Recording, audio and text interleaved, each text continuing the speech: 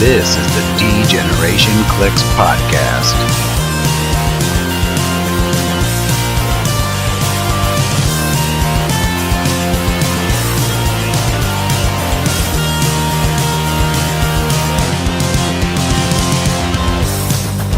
Here are your hosts, Ryan Redmond, Miles Kane, and Daniel Schwab.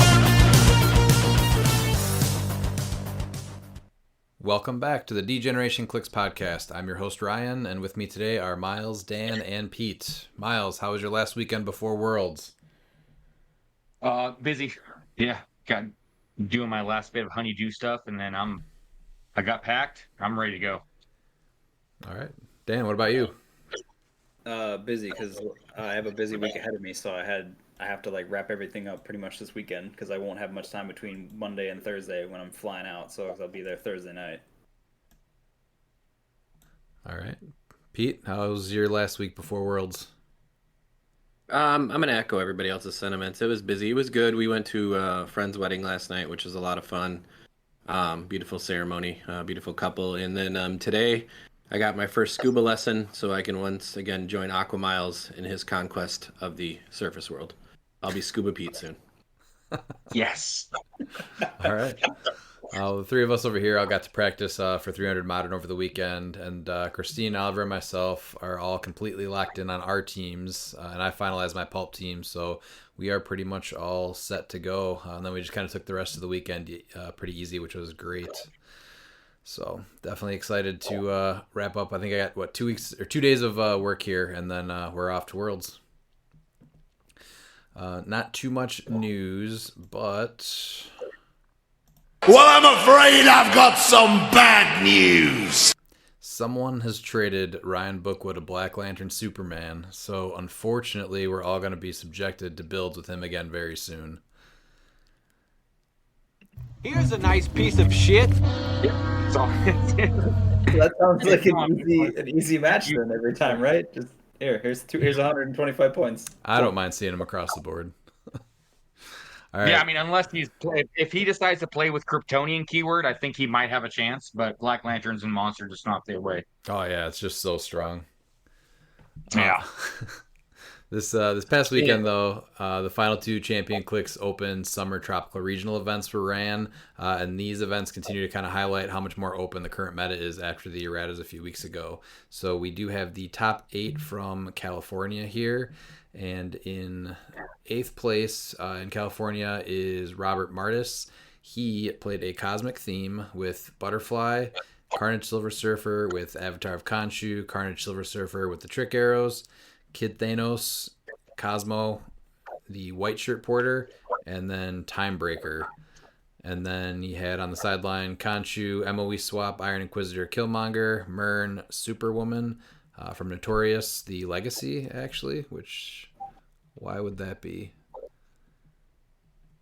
Any reason you think that she would have been on the sideline? I think it's for her trait. I think that, no, I don't know. I have no idea. That's an interesting ad. And then also Black Skull. Maybe I guess, maybe they just wanted to see Superwoman on a winning build.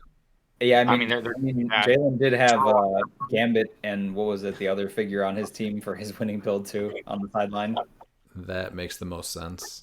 And he did have a nifty traffic cone, not a traffic barrel on the build. Do you want to take 7th there, Miles? Yeah. I was gonna swap Dan because but I will take. Oh no! I got you. You want Leroy? Okay. Yeah, that's cool. All right. I want Leroy. Okay, all right. Mr. Medina played a ruler theme with Colossus with the Sinestro core ring, Ghost Rider with Bucky's arm, Butterfly, King Killmonger for the swap, and then was that Black Shirt Porter? Yeah. He had sideline was Myrn, Moon Knight, Chthon, Iron Inquisitor, Kid Thanos, and Death Metal Wonder Woman. So it looks like Myrn and Death Metal were the swaps for Butterfly. You had your couple MOE swaps, your Chthon to go on Ghost Rider, and then Moon Knight as the pilot for Ghost Rider. He did not have the traffic barrel, so missed opportunity. Twisted Metal was a really interesting choice too. In 6th place, for all my WoW fans, we have Leroy Whitfield. I just wanted to say that 'cause it's hilarious. He played Prime Rogue at 175 with the motorcycle. The Hellfire Gala Frost with the motorcycle. She was at 45. Both porters and white shirt, it looks like, had trick arrows with Blitzkrieg Manhattan as his only map. And then he had Twisted Metal, Cart Shaped Herb Bush, and Steel Mesh Fencing. And he played a 10 card tarot deck. Holy yeah.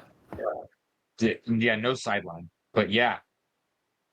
What strength? So what? That's the crit miss is not a crit miss, and any roll of doubles that hits is a crit. okay. So and that's not too bad. I mean, it can hurt too, but I mean, he's got High Priestess, which is the D6. 9 of Pentacles for the sidestep for 3. 8 of Pentacles for the knockbacks 6.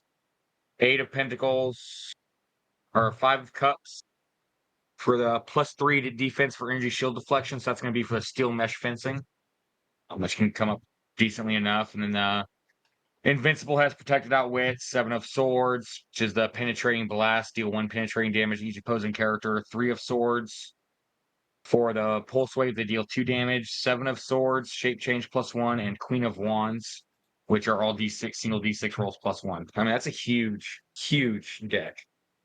I mean, they got Rogue top 8, so I mean that's cool to see. California definitely always has actually the West Coast itself always has these weird builds. So Yeah, very cool to see this one. yeah. In 5th place is Mr. Jay Phillips, and he played a celebrity team actually. Kong at 200, Avatar Conchu, 2 Space Ghosts at 30, and Scott Porter with the Broadsword Construct. His sideline was Khonshu. He had Terra Verde, Monster Island, Icy Lake, and he had 295 points, but he did not have a barrel, boys. And I have to tell you, I support him playing at 295 without the barrel. But recently had to take up that piece of crap piece, and it's really good. Yep. It's real good, isn't it, Pete? It is. There's no denying it's very effective. I do like to see Space Ghost making some teams here. Yeah, I actually really like this team. I mean, it's just a simple idea, right? Here's my Kong, and now I'm just going to perplex him up a bunch, however I need to do to hit you. And he's going to be attacking twice every turn. Sounds effective. Him being a 12 for 20 with 5 damage seems pretty good. It's extremely good. 4th place we have Alyssa McNeil with Chomp Chomp.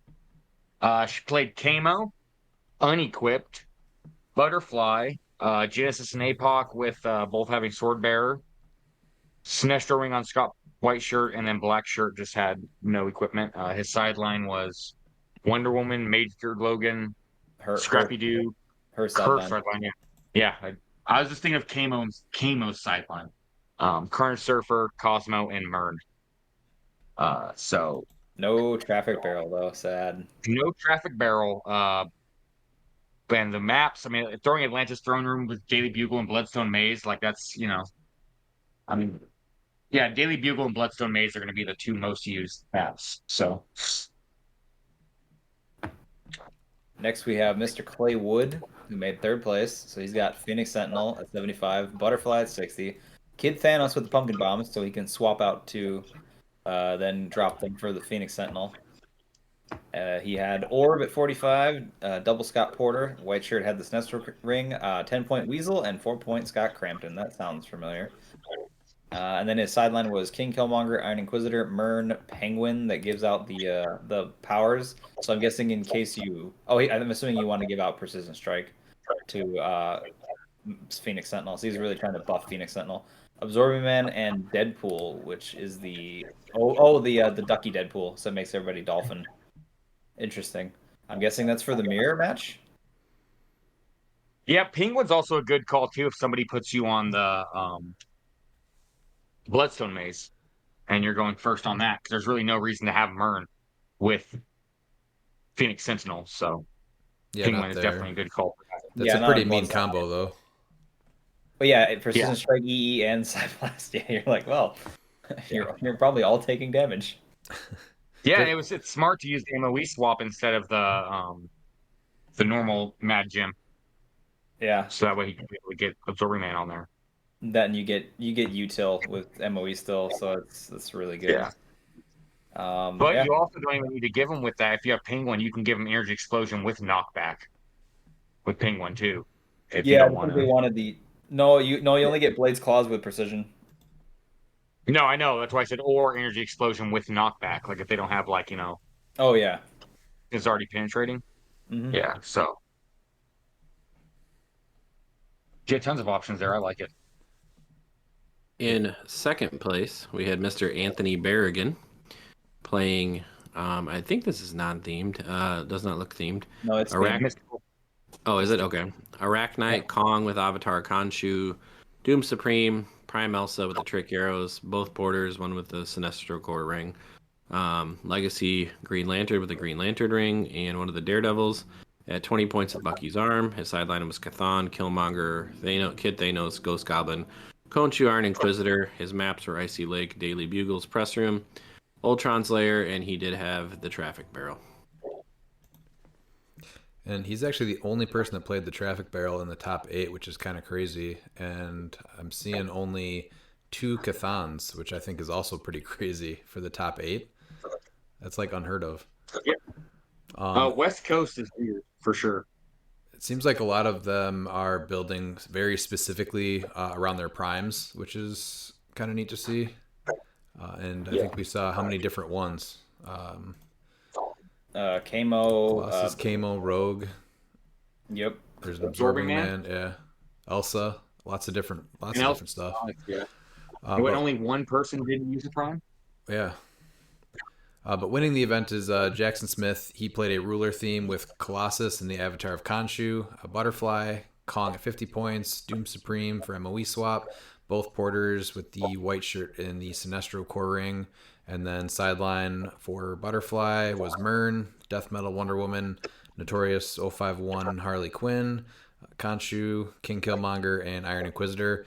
And then, no Traffic Barrel and the mazes. Bloodstone Maze, Wakanda, and Terra Verde were the maps. So, congrats to Jackson for taking the California ChampionClix Open event. And then there was also another Harley one. Quinn is, good. That's a neat trick because if you're going first, you bring her in. Now Colossus does that 1 damage after resolution since you choose, so you're able to even get past those stop clicks, like against Kong or whatever. It's just 5 damage. These are even like 6. Oh, okay. Well, no, it's printed, isn't it? No, it's her trait. If you're first player, Yeah. When an opposing character is damaged by a friendly character's attack after resolutions, deal that opposing. Oh, I guess that really doesn't work with Colossus. It has to be from the attack. It is not. So, But it's still a cool addition to the team. So you have some play. It's because it's situational, so you can bring her in when you need to. yeah, it's an interesting. If you're going first, I like it. It's cool, and I mean she's not bad. She's definitely for 25. You're getting Empower support, sidestep, and then the trait. I think that's good. absolutely. Because you're also getting the if an opponent's force has more characters than yours, friendly characters modify attack and damage +1. So you're getting an additional +1 attack damage. Yeah, situationally, I mean, it's an awesome piece to have in if you can pull off all the stuff that she does if you're not first, or if you were first. And then the final Summer Tropical Regional event was in Orlando. The top 8 for that was Rylan Celentano coming in 8th. We do not have his build sheet, but then 7th, Miles, do you want to take Luis Hernandez? Yeah, we got Luis Hernandez. His team's Pizza Party. It's a monster theme. He's got Butterfly, King Deadpool, and Elsa Bloodstone with the Trick Arrows, Myrn, Necron, Black Lantern Batman, and both Porters. The white shirt has the utility belt, and then his sideline is Deadpool and Hitmonkey and Ra's al Ghul Prime. He's 295. He has a Bloodstone Maze, no terrain. So, and with that 5 points, if you're listening and you're going to Worlds and you need a nifty traffic barrel, I got one. Let's get you that 300. That's a good call. Pick that up. I mean, you got 5 points left. But might as well use it. I think this I is like the it. Deadpool Hitmonkey has the option. Is this the Deadpool and Hitmonkey? Oh, is a sideline for Butterfly? Yeah. This is the first team I think that's taken advantage though of the pizza that the monsters will get for Black Lanterns, right? That'll heal above their stop click. Yeah, there's a few. I know my partner Matt at the 2v2 in Albany. I know he built his team for the Black Lanterns to take advantage of that. But yeah, I haven't seen too many people do that trick. So and I guess sideline is only Deadpool and Hitmonkey, so he's obviously bringing that in for Butterfly, and then he'll get the assassin boost from Roz on Deadpool, King Deadpool, and Elsa, Mern, and then the White Shirt Porter. Yeah, so that's not bad at all. Yeah. No. I think that's a good call. Bloodstone Maze is his only map, so I think that's a good call. If I think you obviously need that Daily Bugle. But he made top 8 with that, so that's really cool. This is an interesting build. Yeah, this is interesting. Anytime that you are playing a competitive event, though, definitely fill in your maps so it's not obvious what map you want to go to all the time, so it'll at least throw people off a little bit. Yeah. Then number 6 is Logan Carroll, proving again that the Phoenix Wolverine is the best one-man army that they've done in quite a while. So it was the Deadpool Weapon X Phoenix Wolverine 275, and then he had the Warlock Sword with 3 time breakers, so it did make it a cosmic theme. Did not list any maps though. Yeah, that's really interesting. I'm guessing he just assumed he wasn't. No, but he's a theme, so I don't know. Yeah, that's weird. They might not have just put it in then. But yeah, this is the only one-man army I think that's really made a showing since the Legacy Apocalypse came out, and then even he got kind of nerfed by the Batman stuff. Yeah, he wasn't played at 300 points though, was he? What? What did I say? I said Legacy. I meant I meant Grand Prize. Yeah, the Grand Puzzle. Yeah, he was definitely 300 with the Soul Sword for sure. Yeah, until Batman Team Up came up with all the rings and the stop signs and everything. Yeah, and he was still ran last year. Surprisingly, I know there was at least one that made top cut.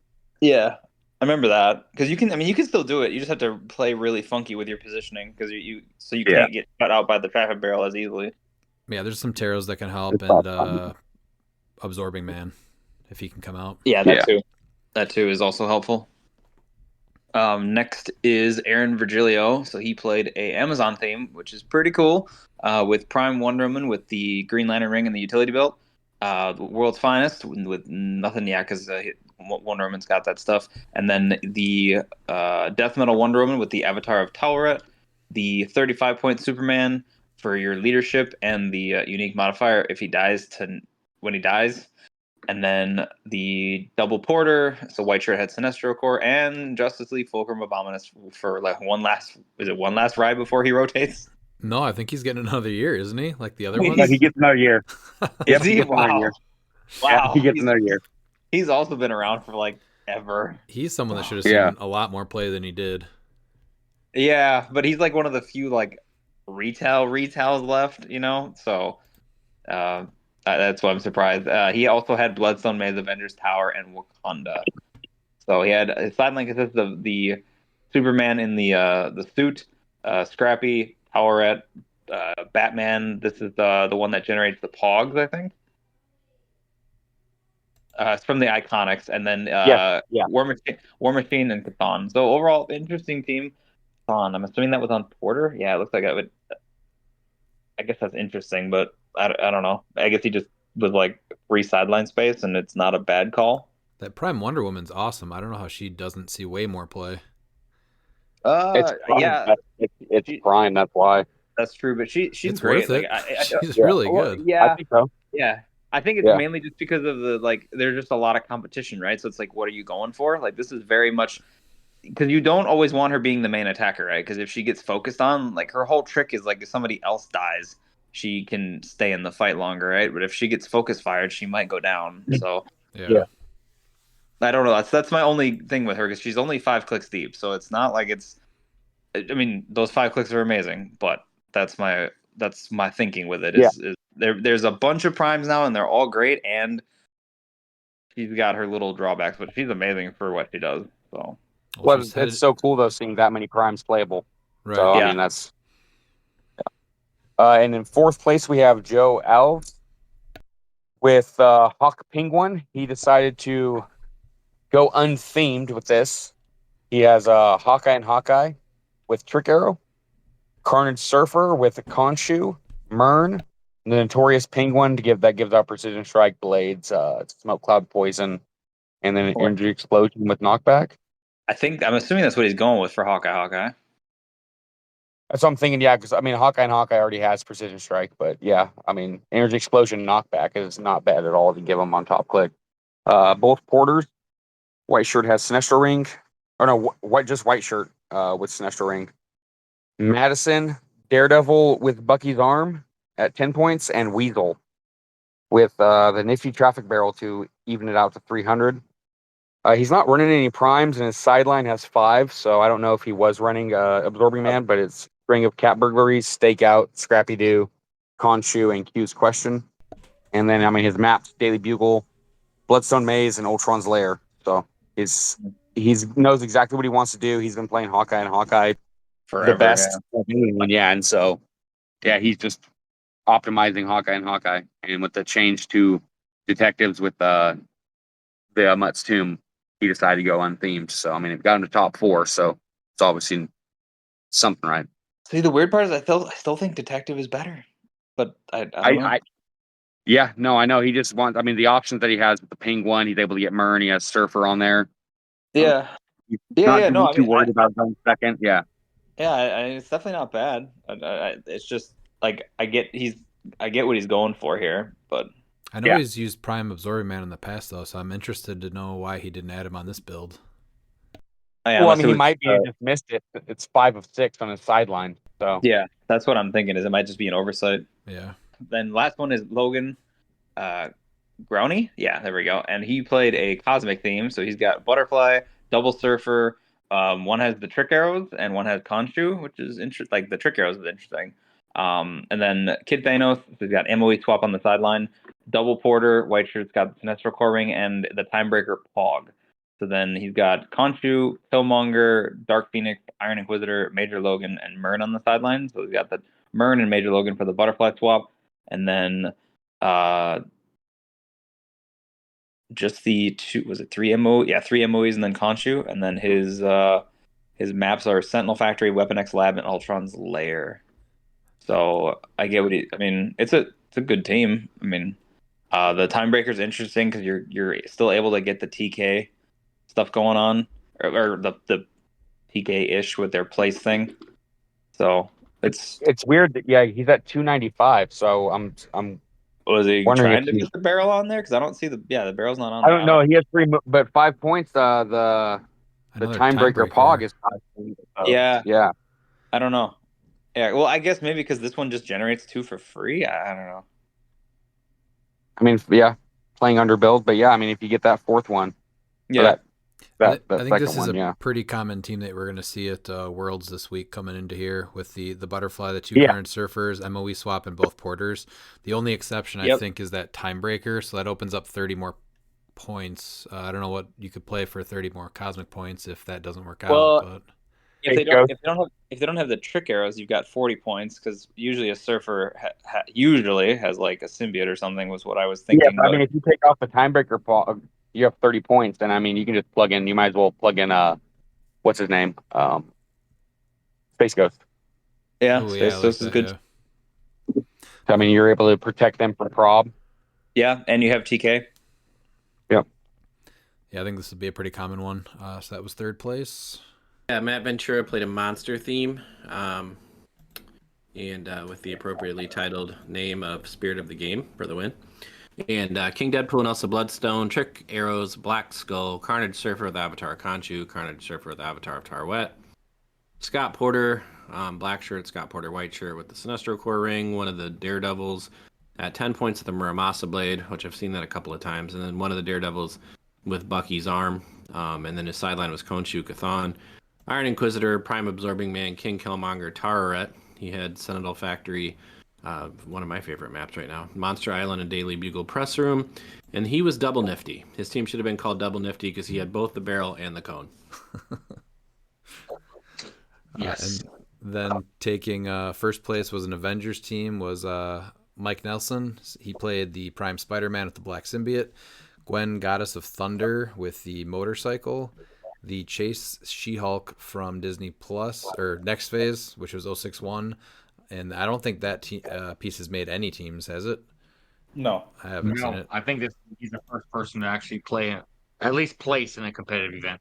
And then Captain America on the Pegasus, which, again, amazing piece, but I don't see it ever placing. He had Bucky's arm on him. And then both Scott Porter's white shirt had the Sinestro core ring. Sideline was Scrappy Doo, Mystery of the Strange Cube, Jen Walters, and then War Machine. And, no barrel. What do you guys think about this team? This was, I think, a very big shocker win with this, which is actually, I think, really cool to see at this point. I mean, It's a new team that catches everyone off guard. Gwen with the motorcycle, big brain play right there. Oh, yeah, I mean, yeah, that was my thought if I was ever going to play her, because you put her on charge super senses, so then she's also a 4 through 6 senses. That's how I would have done it, because then she's a lot more. She's a big threat. I think she has a 10 speed starting off for that pulse wave too. Yeah. Well, the precision strike knockback is huge because even on stop clicks, she can pulse wave through that. Yes, she can pulse wave through the stop clicks. That's protected pulse wave. Not anymore. She has precision strike. Yep. That's extremely good. Oh yeah. And she has that's gonna be a 6, 7, 8, a 12 square reach without TK. So yeah, she has full map with a TK. I mean, 55 points, she's a great piece and just never saw play, really. Which No, I'll be sad that she's with her, but she'll be on one of my silver teams. So definitely a piece to look for at Worlds because she doesn't share Mern keywords. She has that nasty pulse wave. With the motorcycle, her at 70 points, I think is 100% worth the investment. Yeah, she does a decent amount of stuff. So, yeah. But yeah, congrats to Mike Nelson for winning Orlando with a very unique team. And that's actually going to wrap the 2024 ChampionClix Open Summer Tropical Regionals just in time for Worlds. But this episode, we did want to take a dive into a favorite of many people, and that's the 3v3 Team World Championship. So this year's set is the Masters of Time, and then we wanted to really just kind of focus on optimizing your time and teams while building 3 different teams from a brick. So I'm teaming with Christine and Oliver this year, but the 3 of you guys are playing as a team. What powers are you guys trying to kind of pinpoint when making a sealed team for this set when you first open it? Outwit. Outwit is huge and sealed in this set. Leadership is always important. There's a ton of probability control, so I don't think that's quite as hard to find, but Outwit and Perplex are always premium in sealed events. Yeah, and then I think willpower is going to be big in this set in terms of like substituting for leadership. So, because there's not a lot of leadership in the set overall. Yeah, we got to play a pre-release and a sealed with this, and I think Pete, you did too, right? Pre-release and sealed. Absolutely. Dan, you only got to play a pre-release. Yes. Miles, did you play any sealed with this set at all? I have not played any sealed set with this at all. I've went through and tinkered with seeing other bricks. There is one figure that if we get that I definitely want to build with, especially because he'd be the only character with prob, so that way, and outwit and perplex, like that way it's like that's fine. I can just have this figure. You guys can, get the other props and everything. That's Constantine. I think Constantine's going to be really huge for sealed. So yeah, that's the. I don't even know if I'd go theme with him. But Constantine and a tent pole, I think, is probably where you want to play him with. Have you guys talked about maps or anything like that? No, I figured they're always going to bring a bunch of maps and then figure out because I don't think you really can decide what maps you're going to use until you get the builds. And there's so many bricks that I've seen, at least. Some are good and some are crap. That where it's going to be very dependent on the teams that you build themselves before you choose maps. Where do you guys put maps as far as like importance and variety? Do you just bring a bunch? Because I know I just usually pack like 20 maps and I throw everything that's modern legal. I just throw in a backpack and bring it. Well, yeah, I unfortunately have all the modern maps, so yeah, I'll just bring what I have and go from there. So I like to have a variety. I like to have something indoor. with a lot of blocking, like the Daily Bugle press room. I'd like to also. I always have Wakanda in the back of the rotation because when you need it, it's there.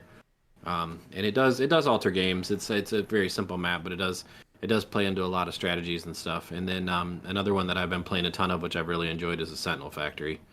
I just like the kind of the dividing. Either you're getting half the board is going to be divided by that elevated in the middle, no matter which way you go. So I think it makes people either have to play against you. It's not something where they can just kind of hide back and stay. So Yeah, that's another one that Yeah, I I think really no matter like. what team, I think that Pete absolutely hammered it in there with that. Is that Wakanda and Daily Bugle will probably work for any team depending on matchups. Yeah. So and then Bloodstone Maze. I mean, you could probably come with those 3 maps, and any team would work for them. But I'd prefer to have different maps just in case a different map would help.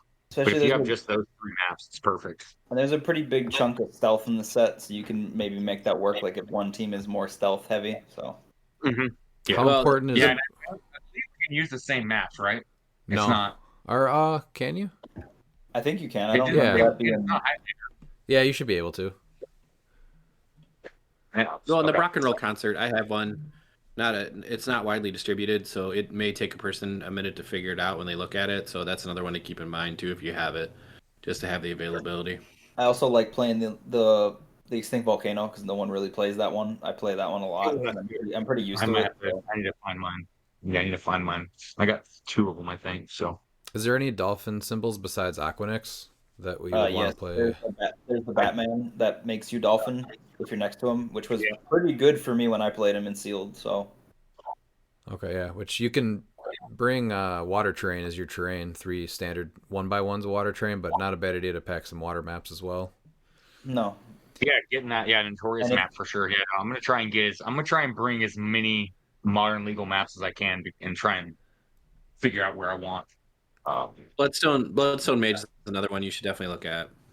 Oh yes. I mean, yeah. against the wrong team, playing against, and especially with the sealed of how it can go sometimes. Like if you're playing against a team that's heavy range dependent and is not getting through blocking, you can congest them up and get over to them if you're charge heavy. Yeah, that's one that you should definitely be bringing to Memphis this weekend. or if you, I was gonna say, or if you get lucky and pull Dark Side, I mean, Bloodstone Maze is where he's right at home. But, yeah. Unfortunately, actually, I guess luckily for your opponent, Dark Side doesn't do unavoidable if it's printed terrain, so there is that. But yeah, that's about it. Have you guys talked about how you're going to go about just opening a brick when they say you can start? I'm pretty sure I think you only get 15 minutes. They said there was no time limit on there. They said that they want everyone to go through their bricks, obviously quick. There was no time for that, and to make sure all the cards and figures are there. And then once that's been confirmed, then it's 15 minutes to build your team. That's what I read. Oh, okay. So it might be a little bit more because we've been actually practicing just 15 minutes with the 3 of us. So we got a strategy down pretty good. We have Oliver opening up the Colossal booster and 2 boosters, and then he starts taking out all the cards and the pieces, and then Christina and I each open up 3 and start kind of breaking it down into the stuff that we got to play and the maybes and the definitely nots. Have you guys talked about your strategy with that though? I've been practicing with a katana. I can open all of them at once. One swipe, straight through. Nothing gets damaged. Good strategy. Pete on that. Thank you. Yeah. No, we honestly no, we didn't. Well, your preparation's really to be commended. We have not talked about how to open boosters. Oh, we practiced with tear 'em 4 open bricks. as fast as We're possible. gonna use the box knife backwards. So I'm bringing the box knife. We'll cut that backwards and Yeah. confuse everyone. Make them think that we are not smart.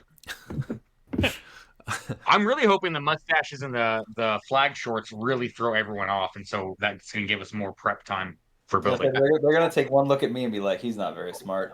That'll be an easy win. It's gonna do something, that's for sure.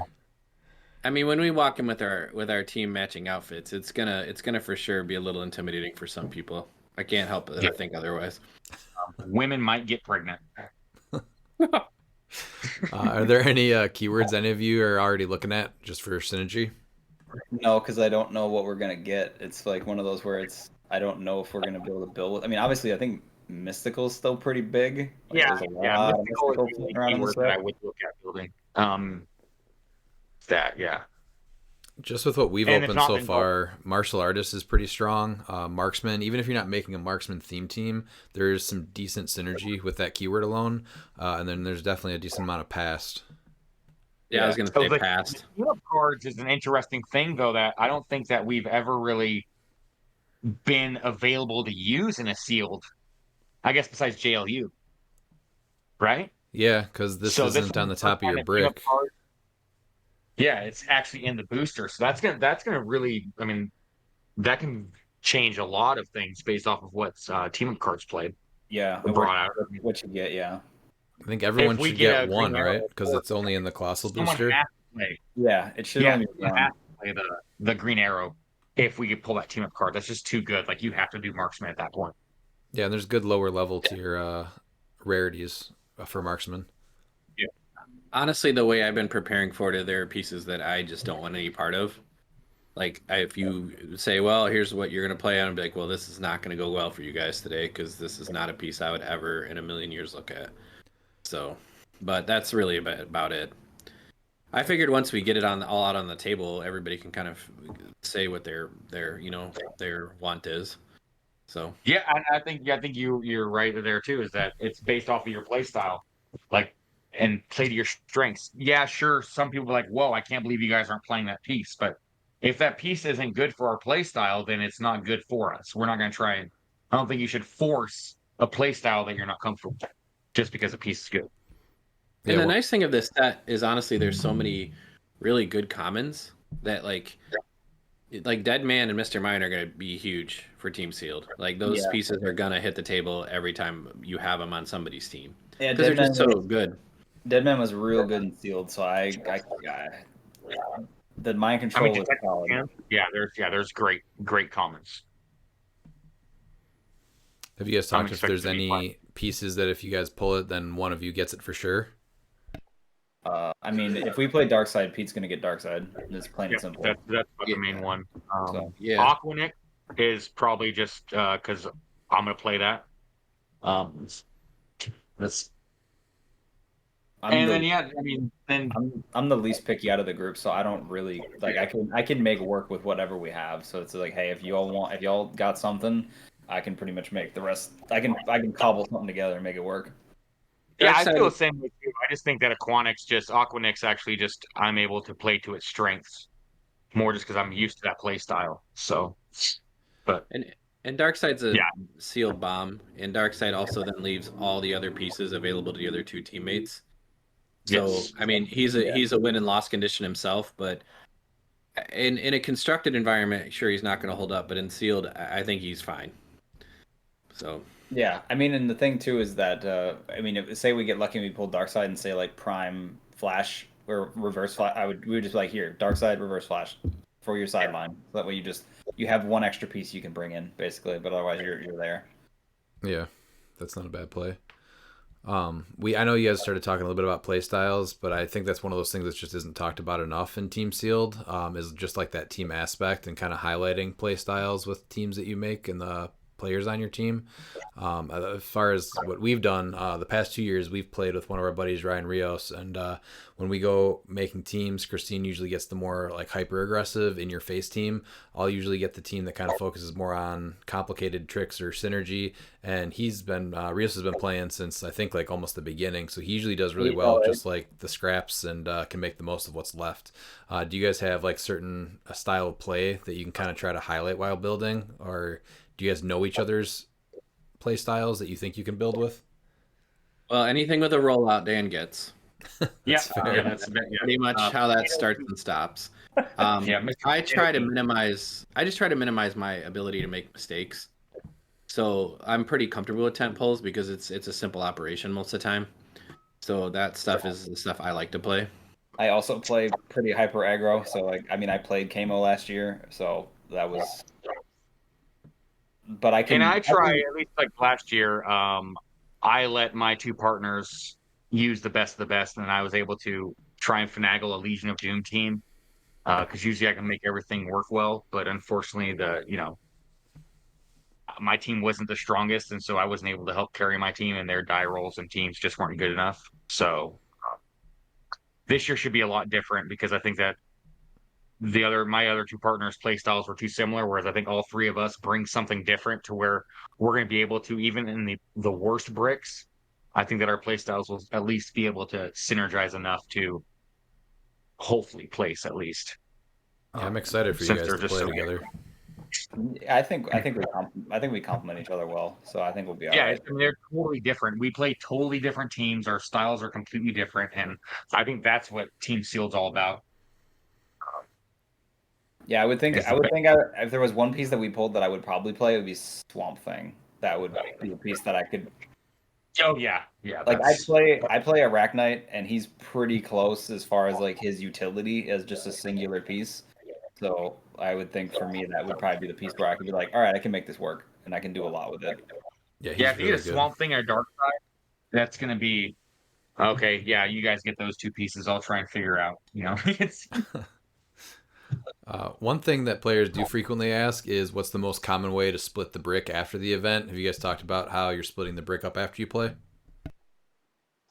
I'm pretty much on the outside because I don't really have a dog in the fight as far as like wanting stuff from Sealed. So it's more going to be like these two. But I've done it as I did it last year as best record. So that's how I did it last year. But I wouldn't recommend that. Do you feel like it Well, got yeah, in the no, way yeah. of when you guys were making teams then because you felt like people wanted the better stuff so they'd place better and get to keep it? No, we were like we knew each other's play styles. Like they came in and were like, you know how to play it, and they took the other stuff. So we didn't really do that. We pretty much were like, we know what we're building with, we'll figure it out. So like, but the two guys I played with last year are hats off to the gents. They're very good. They were very like wonderful about how we played together. So yeah. Yeah, I think it's gonna be really easy, depending on our polls or whatever. Because we, even though we have similar like likes and wants from the set, I think we also differ at like the level of like tier that we have for each figure. So I don't think it's gonna be a problem at all. yeah, and we're adults. I mean, we're not gonna be like Sometimes. yeah, sometimes. I'm I included in that, don't but think yeah. I don't necessarily think I'm gonna be at Pete's throat over a piece if we pull it and he goes, I really want this. I'm gonna be like, okay, sure, that's fine. Well, and you're I mean, also trying to win, so you don't even really figure that out because Yeah. winners get a factory set. Yeah. So you're not even really thinking if you go in with the mentality of, ooh, I want this piece from this brick and this piece. I think that's the wrong mentality. I think everybody No. needs to go in there thinking that they have a chance of winning the event and everyone's going to get a factory set of The set, Master yeah. Tom. That's solid advice. Yeah, it's so last year when I played, it was my first team sealed, and it was two people I'd met like literally the day of. Like They minutes were nice before, enough to right? let- Or no, the day before. Yeah, they were nice enough to let me on their team because I needed partners. And basically, the way we did it was by record and by points. And then we just kind of we threw everything in the middle and snake drafted. And I mean, I got no matter what, you turn out with something okay out of that. I mean, you're splitting up a brick, so I thought that was pretty fair. So. And the bricks can be kind of like you can there's been some bad bricks, but there's like really good bricks where you pull a chase and you get another chase or prime in your colossal booster too. So it all depends on what the brick has, honestly. That's just how it rolls. Yeah, there's gonna be some stacked bricks for sure. What about any strategy behind who goes in what slot, A, B, or C? I don't know if there's a strategy for this, right? Like, I guess there could be. To me, that's just kind of random chance. I think you can overthink these things sometimes. I think you just basically pick a spot, right? There's no advantage or disadvantage to who's in A, B, or C. I think what you said, honestly, is a big part of it, is when the first Team Sealed went, there's probably a little strategy with it, but everybody overthinks it now, and so it's kind of just all over the place. Yeah, like I went in top spot last year because they were like, well, you have the best, like one of the best pieces, so they put me top slot. But like, I don't really think it mattered, to be honest. I think we just do this as all great decisions are made in the history of humankind, and we rock, paper, scissors for it. Yes, I'm all about that. rock, paper, scissors, lizard, Spock. There you go. A big factor for this set in particular is what to do with your Colossal, though, because everyone is going to get a Colossal booster.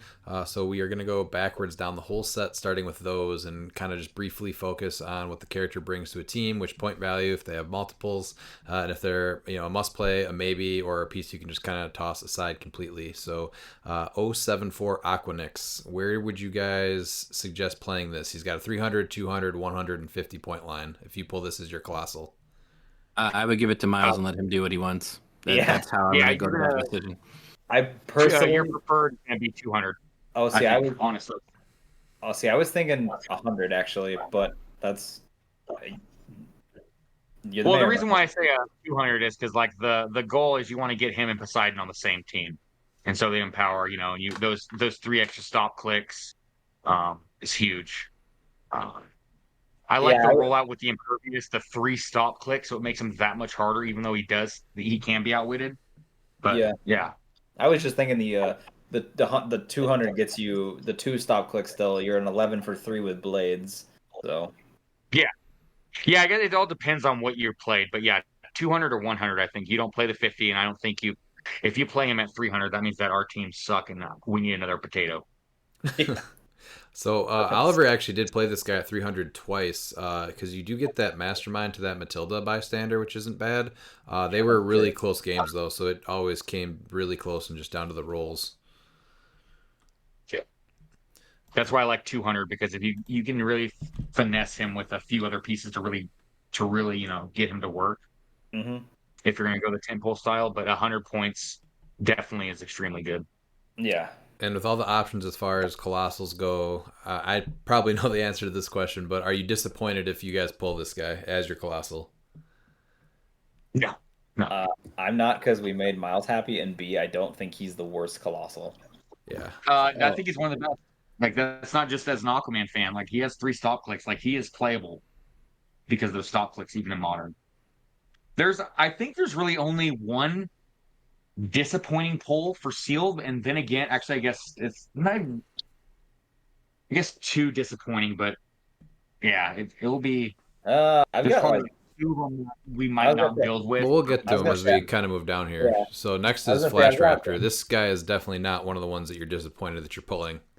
No, I don't know. I just don't know, because the 200 line looks really good, and you get the same powers as 50. But if you really need the budget, you can still make 50 work, and he'll probably clean up real nice. Yeah, I think that depends on what you pull.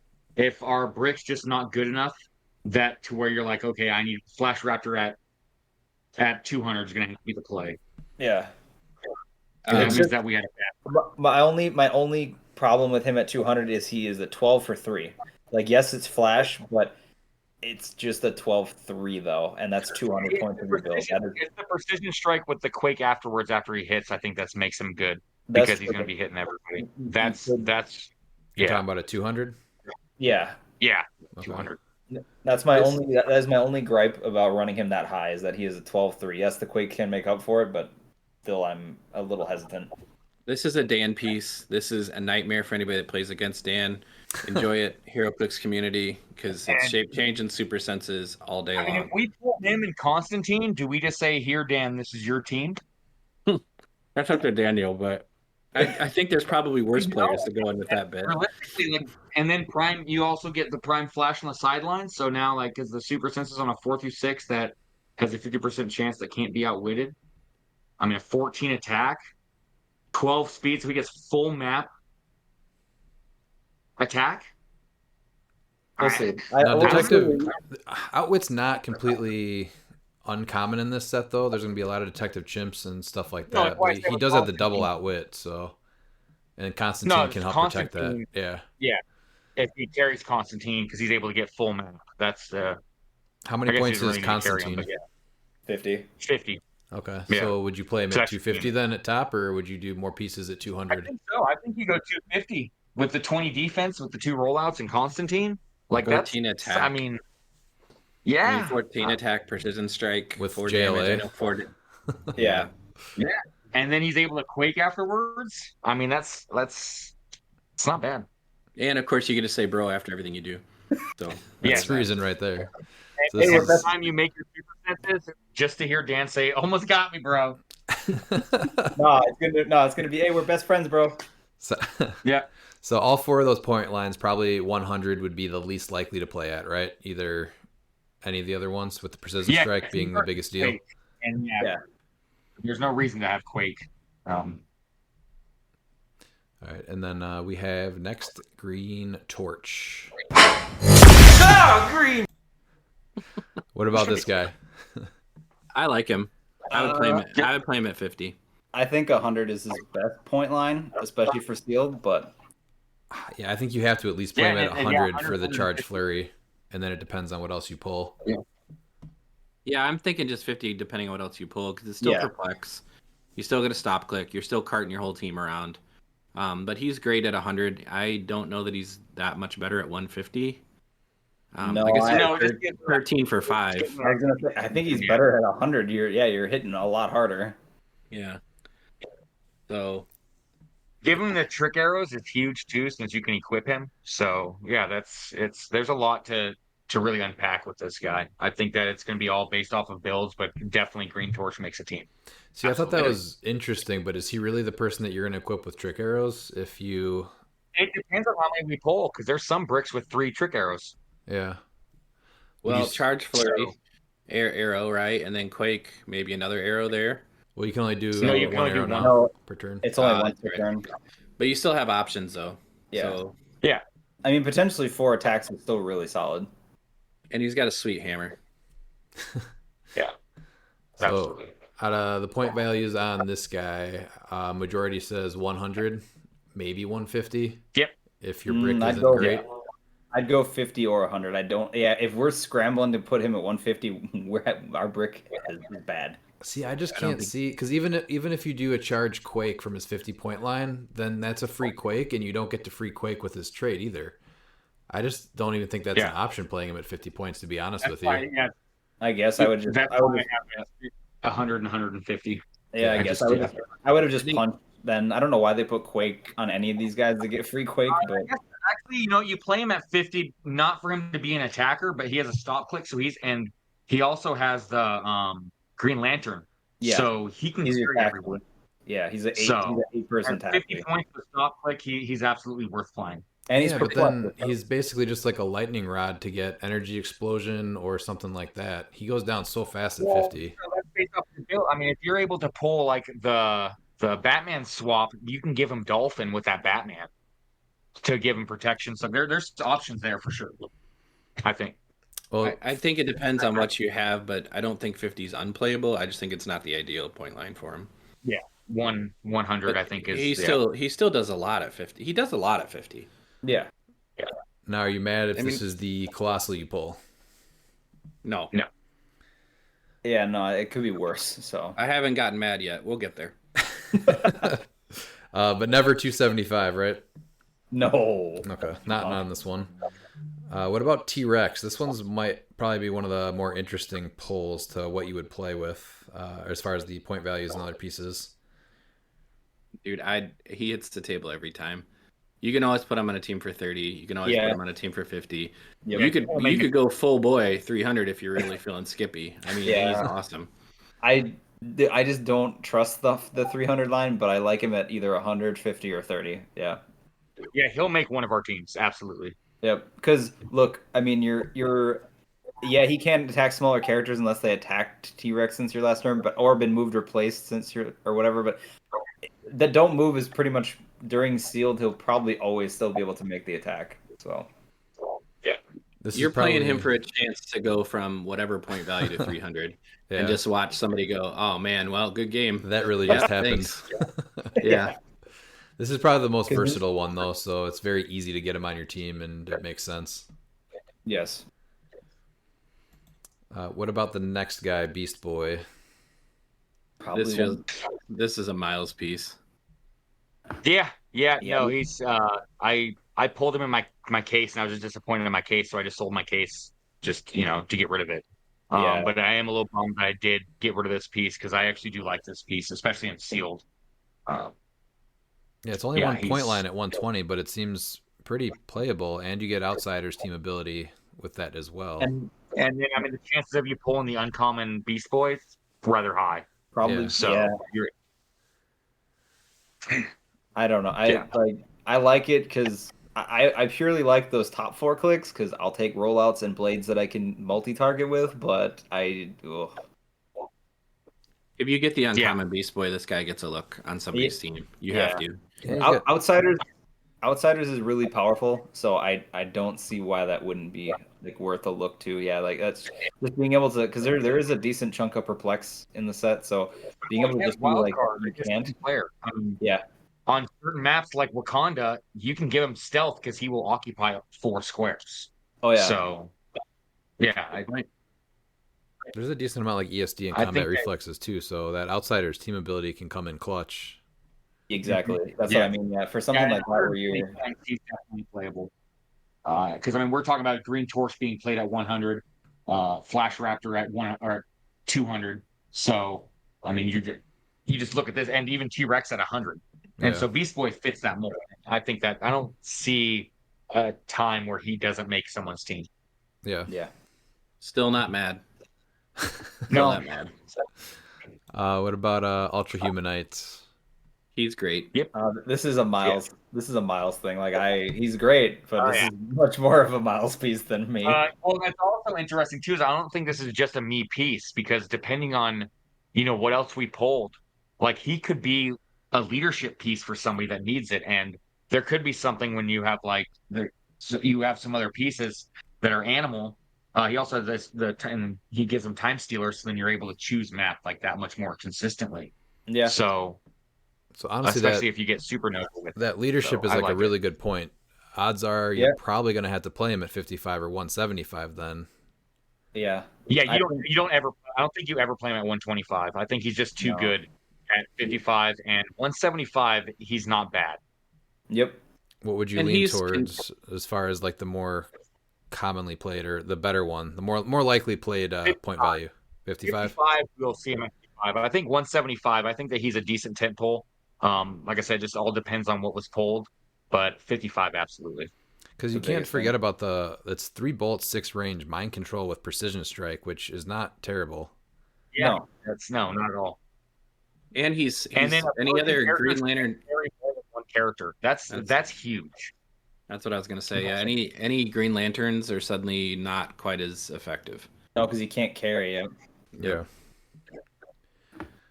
Still not mad. Yeah, I was gonna say still fine colossal to have. We got Mr. Mind, the big colossal. 250 always. This would be the piece I'd ask to play. If I was gonna ask to play a piece, this would probably be the piece. I'd be like, this is 100% a Dan Temple piece right here. So Dan, I protected out with shape change. Depending on what we pull, I'd either play him at 100 or 250. 100 is still really solid. I get everything that he has, top dial except for invincible, but I mean he's still really good. And we're probably going to pull the Mr. Mind common, so I mean he'll have outwit or whatever I want to use on him for his trait. So yeah, I feel bad for anyone that pulls him and doesn't get that common because the odds of getting it are pretty high. Yeah, that is just still not mad. All right, well I think this one might be closer to that though. So here's a Wonder Don. Yeah, she probably won't see play from us. I mean, I guess unless you get the brick that I had with her. So the Beast Boy brick is sadly that's the bad brick with no chases. At least Wonder Dawn you get 2 chases. So yeah. If we had to play her, I think I'd probably end up playing her at 175 just because the 19 defend going out to everybody is pretty solid. Yeah. But everywhere else is rough. She has a starting line where she doesn't have movement attack. Yep. And then her lowest starting line at 50, she's just getting one shot probably. Yeah, and always it's only super senses on a 6 with her also. Yeah. I think 175 if you get her. If you have to play her at 250, then that's not ideal. This is probably the first time I'd be a little upset. Yeah, because I mean 175 you're getting a piece that's 19 defend. I guess 250 she's a 20 for defend, but even then it's just like. But it's more or less. I mean, 3 can't use perplex. She has a power where she can place up to 6 squares away, and then she uses Quake as free, and uses her printed damage. So I mean, there's Yeah, but that's very dependent on map. Because if I'm going against this Wonder Dawn, I'm gonna put her indoor map, and now she just loses that huge playability from her. Yeah, That huge exactly. placement. Yeah, so far I think this is the most rough one. And I think this next guy is probably a top choice here. So Super Sore. Are you guys mad? He's play. No, I don't think you're mad. He's playable at 50 for sure. Yeah. I mean, charge don't have speed. You hit somebody, you knock them back, and then you can Quake is free, knock them back. I mean, there's a lot of things that you can do with him. So I think He he's keeps attacking. I think he's definitely even playable at full, right? 300? Yeah, I think that's a team. Yeah. That's a lot of clicks to trigger for 300 Upside, too. you get him a Prime Flash. Prime Flash Well- comes out on the map, 20 defense. He can heal him for free. So 10 charge, he hits, then you Quake for free, knock somebody back, and then you get your close attack. That's pretty amazing actually. And if you do So, pull, yeah. one of the teams that we made when we were practicing was reverse flash on the sideline, so that if you basically just pick their highest point character, and if they miss Super Sore when they attack, then he comes out for free, and then he's got a trait that has, as Miles was saying, support is free, but only to choose smaller characters. So you can give him a 20 defense with the 2 rollouts that he already has, and then with the defend, and then support him back to top click because he comes out on click 4. So if that is a combo you can pull off, I think that's very solid. See, the other thing I think about too is that in sealed, it's a lot harder to get the full map alpha. So Super Zor's like, I don't care, I'm going, and he has super strength to maneuver terrain if you need it. So I just like he's much easier of a piece to go. Yeah, you can play him at 300, and he's gonna probably get the first hit off. Yeah, I think You can play him him at at- 3, but You can play him at any line, honestly, Yeah, depending on yeah. what else you get. yeah, I think he's just like I mean, he's- T-Rex. He's just one of the more versatile pieces. Mm-hmm. What else were you gonna say, Pete? No, that's it. I agree. He's one of the more, and he's got Kryptonian keywords, so I mean, he's amazing. And then this is the one that I would be the most mad about pulling, and that is Batwalker. yeah, that's I'm sad if we pulled this one. Not only am I sad, I'm not going to argue with anybody if they want it. I'll be like, that's fine. I guess adjacent friendly characters can use stealth, and so at this point, I'm gonna be the guy like, okay, we have to play a giant dinosaur. Just give me him, and I'm gonna give me Wakanda map, and everyone's gonna have stealth. Yeah, that's not bad. That part's not bad, but I'm just playing him at 50 then. So. Yeah, I think you play him at 100. I just don't think he's good. Yeah, for that running shot power, yeah. Precision strike and outwit. Yeah, precision strike and outwit. Yeah, and yeah. Yeah, that just That's seems bad though. Like 3 clicks of Yeah. He 18 does, no, defense, and then he of just ends course with he is. toughness Yeah. and. Ugh. You don't play him. You don't play him at 250. No. You don't play him at 200 unless you just had a really terrible brick. Mm-hmm. 100 or 50, and he does some things. He's not a wanted piece. So Yeah, if you just have not much and you need another attacker, I guess the 50-point line is fine. But I think if you're trying to make him at least kind of work, probably 100 points is what we're saying. Yeah, and I think that you can with the amount of stealth in the set. Like that's a possibility if that's something you have in your brick where you're like, hey, we have a lot of stealth characters in this set or in our brick. And some of the good bricks could probably make an argument to just not play this guy at all. trying to just maintain some positivity going into Worlds. I mean, this was a dinosaur that knitted his own outfit, so Did the rest of He them said, have someone else doing that? Yeah, he said, I'm a dinosaur, and I needed to make this outfit to be a bat, because you know what's scarier than a giant dinosaur is a bat. Yes, exactly. All right, so that's the Colossals. Everyone gets one of those, and you just got to hope you don't get Wonder Dawn or Batwalker. There's always going to be a few people that do pull the Ultra Chase Superman. Not much to say about him. Obviously, you're going to play him. It's fine 100 points. Yeah. A lot of the chases are a little weird. The point values on the bigger attackers are pretty high. I don't think you're ever playing them in constructed at those levels, but you kind of just auto play them, I think, in these sealed games. First one here, though, King Jefferson, a little bit more of a support piece, but he can do some damage. Obviously, a must play, right? Yeah, I mean he's anti all the colossals basically. So I think that's great. Like okay, you're in your starting area, or you're near your starting area, and then they just can't use flight, Superman ally, or super strength. That's a lot of figures in the set. Exactly. Yeah. So So he's 60 points in leadership, so you get a lot of utility out of that. He's got enhancement, his whole Yep. dial. 19 defend is So always good. the figure that if you pull the Batwalker, you absolutely play. Because I don't know if we have a lot of improved targeting hindering. Because if Yeah. you're able to stay in your starting area, they can't shoot through hindering to see your figures that are all in stealth. that might be the one combo he works with. Yes. Yeah, But I'm trying to make because I'm expecting the worst, and so I'm trying to go. Okay, I can make this work.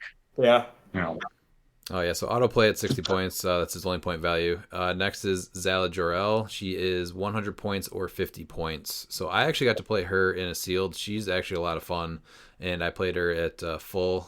The +1 damage is huge. Would you guys ever play her at lower points in sealed, or do you think she's an auto play at full? yeah, she. I think you play her in at 50 points because her attack's the same, her damage is the same, her speed's the same. She's still bringing everything you have, and so you're able to build more with her. I think I 50 guess points is absolutely an option. it comes down to what we pull, right? Because if there's something where we don't have enough and you just need to bump her up to 100, you can. But I think Mhm. that's more or less just dependent on what we pull too.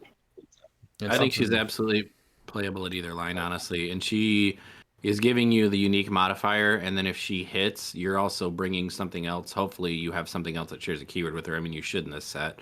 Yeah.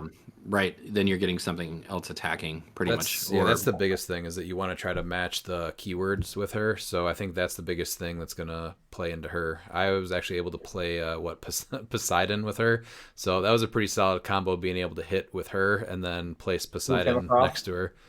What's that? Yeah, and then poof him across the map. Yeah. Yeah. So that was pretty solid. I mean, or you just throw another Kryptonian on there because there's enough of those in the set. So Then your other option here at a chase is the 30-point Harley Quinn. So she's You play her obviously every time. Yeah, you play her every time. She's great support. But are you a little disappointed that you pull her instead of someone that's doing a little more damage as your chase? Yeah, absolutely. Yeah, she what she does is awesome, but yeah, I think she's better in constructed than sealed. I was gonna Just say because you still have be pulse wave better. though. I don't know. You still have like pulse wave is the great equalizer. So and it's prob pulse wave. So I don't know. Yeah, she's making, like, no one's not gonna not play her, but as far as Yeah. like, this is your piece to just do a lot of damage with, usually is you're hoping for a good chase to do some damage on one of your teams, and if you Yeah. pull her, it's just pulse wave 1 damage and that's it. So I don't know. That's At fair. least me, if I pull this piece, like, I'm happy I have it. I'm sure it'll make some teams. She's got celebrity and past at least. But yeah, I don't think for sealed you're probably not hoping that this is your chase. No. I'm not upset if I get her. There's other ones that are not going to be as desired as her. So Yeah, that's true. Which we will get to, but the next one is not that. Green Man, I think, is one of the top pieces. A little rough at 150. I don't think you ever constructed building with him after sealed here, but as far as if you pull him, you're probably pretty happy. yeah, he plays yeah. at 150. That's a piece we pull. I'm giving him to Pete because I know Pete will play him. I'm like, here, just go. Yeah, he's super solid. This is a piece, obviously, once you start building constructed, he's always 30 points. Do you think that in sealed you would ever play him at 30 over 150 though? That's tough because you'd have to build a team and throw them on there where Yeah. usually in constructed you build around a figure, and I think you absolutely build around this figure. So I don't think 30 points will ever come up, especially in a team environment. Right. If it was, one player, I guess maybe, but going through a brick. But when you have 3 players going through, I guess 2 people even. But when you have 3 players going through a brick, I think that he absolutely always sees played at 150. I think Your I think if it was the case where you had another range hitter and you really like you thought that lower line benefited you enough where you could make that work, that would be the thing. But I don't know if there's enough stop clicks in the set in general for this. No. I don't. That's like the thing. Like you get adjacent, modify range +1 and have IT, but I don't know. I think there's actually a decent amount, but it's going to be situational based off of what player you get matched up with and who got them. But I think Yeah. each team will definitely have one or two pieces with stop clicks for sure.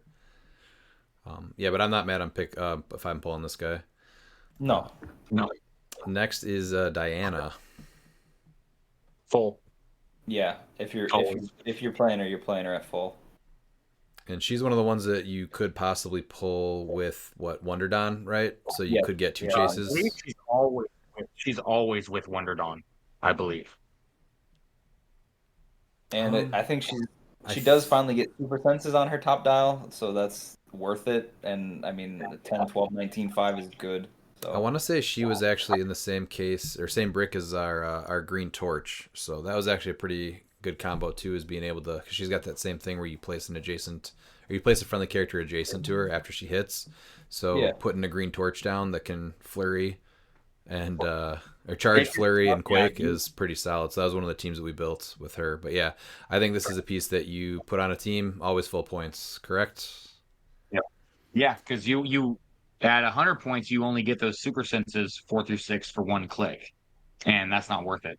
I'd rather have the 12, 19, 5, and then you get 4 clicks of senses. Yeah, 4 through 6. Then we have Prince. I don't disagree with that because if you hit her once off of that, then you have a piece that can't move and attack for 2 more clicks. So I think 150 or potentially 50, but depending on what else you have, because she's always still giving you empower. And if she does hit, she can proof people. So that's pretty leadership. Good.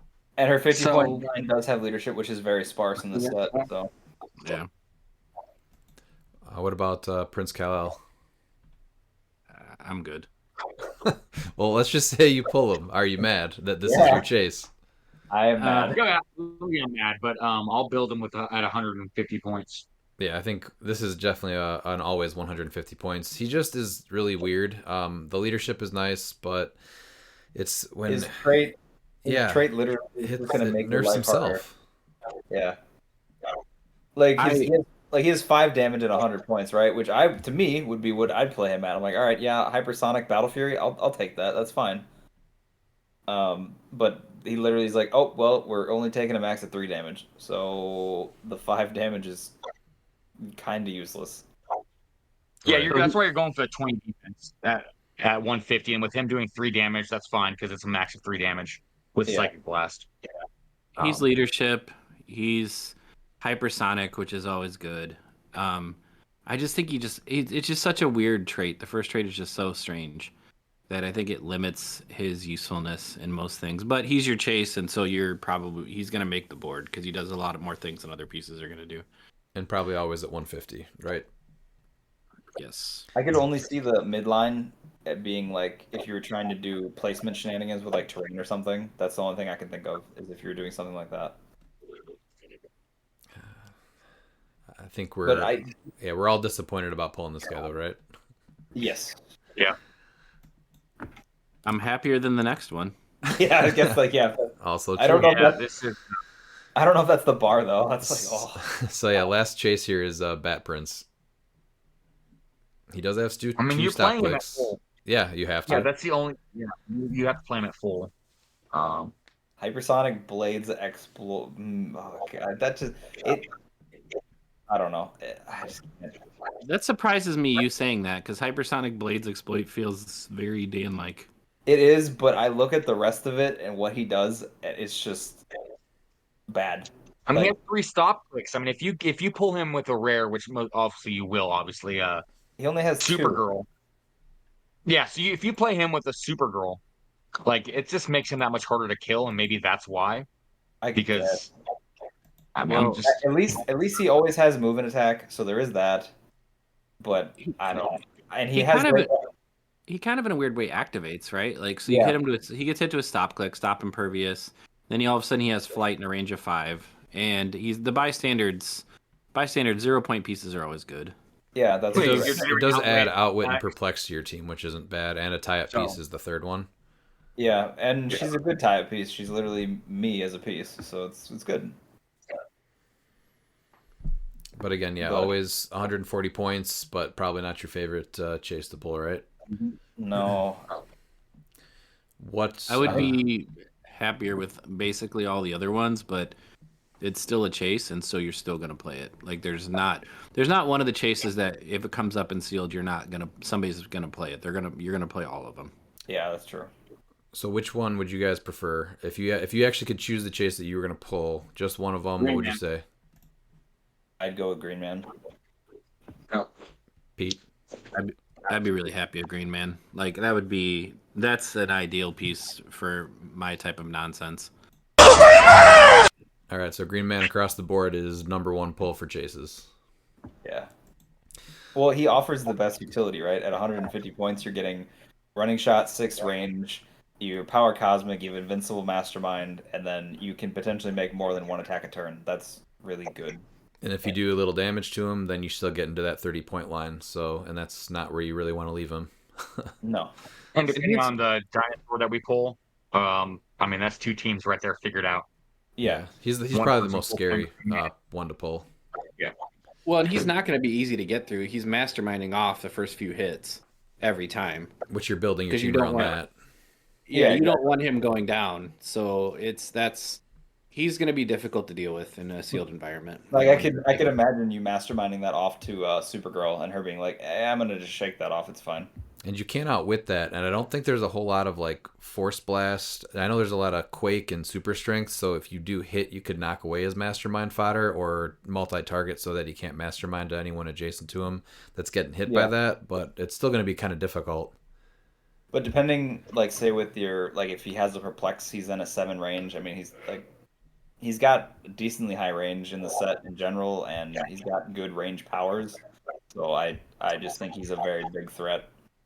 Yeah, And we had to talk Dan out of dressing up like him. He was coming shirtless with those pants or kilt or whatever he's wearing. and green Right, hair. Dan? Yes, sir. All right, on to the super rares. So first one is Poseidon. He's amazing. Yep. What about Great point points values? always. 100 I points. don't think you ever play him at 60. Nope. Yeah, you lose your move and attack, but I think having him on the board, being able to pull off that trait where you can do the giant reach 6, exploit weakness through characters, the quake, all that And stuff, 3 damage. and 3 damage. Yes, and 3 damage. Yeah, so this is on the off chance you do pull this guy as your super rare. This is the number one reason you bring that notorious map with the water. What's it called? Yep. Atlantis Storm. Yeah, that one. Yeah, and he's a dolphin, pull so him then and it a actually helps him too. I mean, that's your 300-point team right there, What is? especially with that map. Him at 100 and Aquanix at 200. Oh, if you pull them both together, yeah, for sure. Yeah, every turn it's going to be hard for. I mean, the chances of you rolling a 1 for your leadership is going to be hard. So that way, you're always able to make sure him and Aquanix they're underwater. Yeah, So- I mean, I love this piece because I just want to see the frustration in my opponent's face when I roll a 6 for my shape change and suddenly have 6 squares of water and then pull off the, hey, guess what? Here's all the quake. I mean, he's Quake leadership. He does so much stuff. He's getting played every time. Yeah. And he's also a giant, so you have chances to constantly take stuff off of him. So he's great. And there's not a ton of deities, Yeah, so a he's lot of always times you're lowering defense by 1 too. And Yeah. he's safeguard, opposing, perplex, and prob too. Don't forget that. Like he's just got a lot going on. So we're all happy we pull him, always at 100 points, and yeah, he always hits the board. Yeah, I mean the biggest thing too is there's more mystics in this set than you think, and having invincible is good. So That's another good point, yeah. Being able to hit multiple people and not worry about the mystics with him. yes, What about Caveman Wally West? Every time. Play him every time. Yep. He's amazing too. yeah, he is 50 great. points. I think you're happy you pulled this as one of your super rares. He's doing a decent amount of damage and can stick around a bit. So 100% of the time, he's making the team. Green Lantern got 100 points and 65. I feel safer at 65, but I know Miles him at 100. are excited about him. At 100. And sealed, I think 100. I mean, you get that super senses. You know, he has that phasing, and phasing is free, and you roll a d6, so that means you're able to carry everybody up. So Yeah, I like him. I like the extra rollout, and I like that he's a 12-4 top dial at 60 or 65. I think that's why I'm more there for him. Well, yeah, it just sucks that you can't have both the shape change and senses on the same click because Yeah. all this, yeah, it's Yeah, that would've disappointing made him that they're great. not on. That would have made him great at 100. Like if he had the damage power at 100, I'd say play him at 100. That's my only qualm as to why I wouldn't. You'd have to have a lot. You'd have to have a lot of good 45-point pieces for me not to look at him at 100 in sealed. Yeah. Just because he's gonna kill things at either line, but 100 is sure you got only the 3 clicks, but he's still you're getting the flurry and the phasing teleport is free, so he's kind of get in and get a flurry blades on somebody.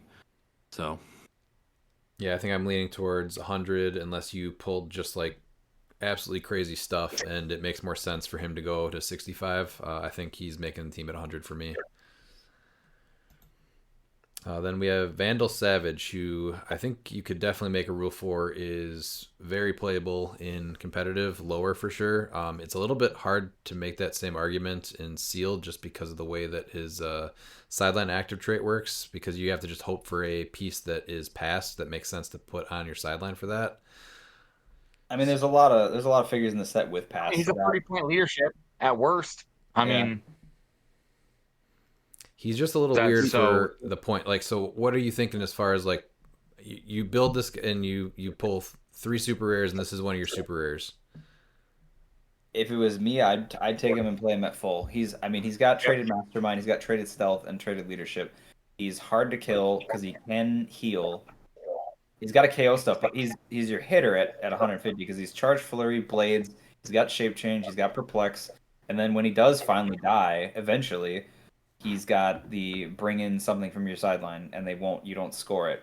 So I don't really think that's that bad, but I think it's mainly just for sealed. Like I know he's better on constructed at like 30, but if this is like one of our best super rares that we pull, like I'm gonna play him at 150 then. Yeah, it's going to be rough. So unfortunately, if you have to do it, you have to. But this is your leadership piece, so if you pull enough good stuff, playing him at 30 is probably the ideal spot, I think, for me at least.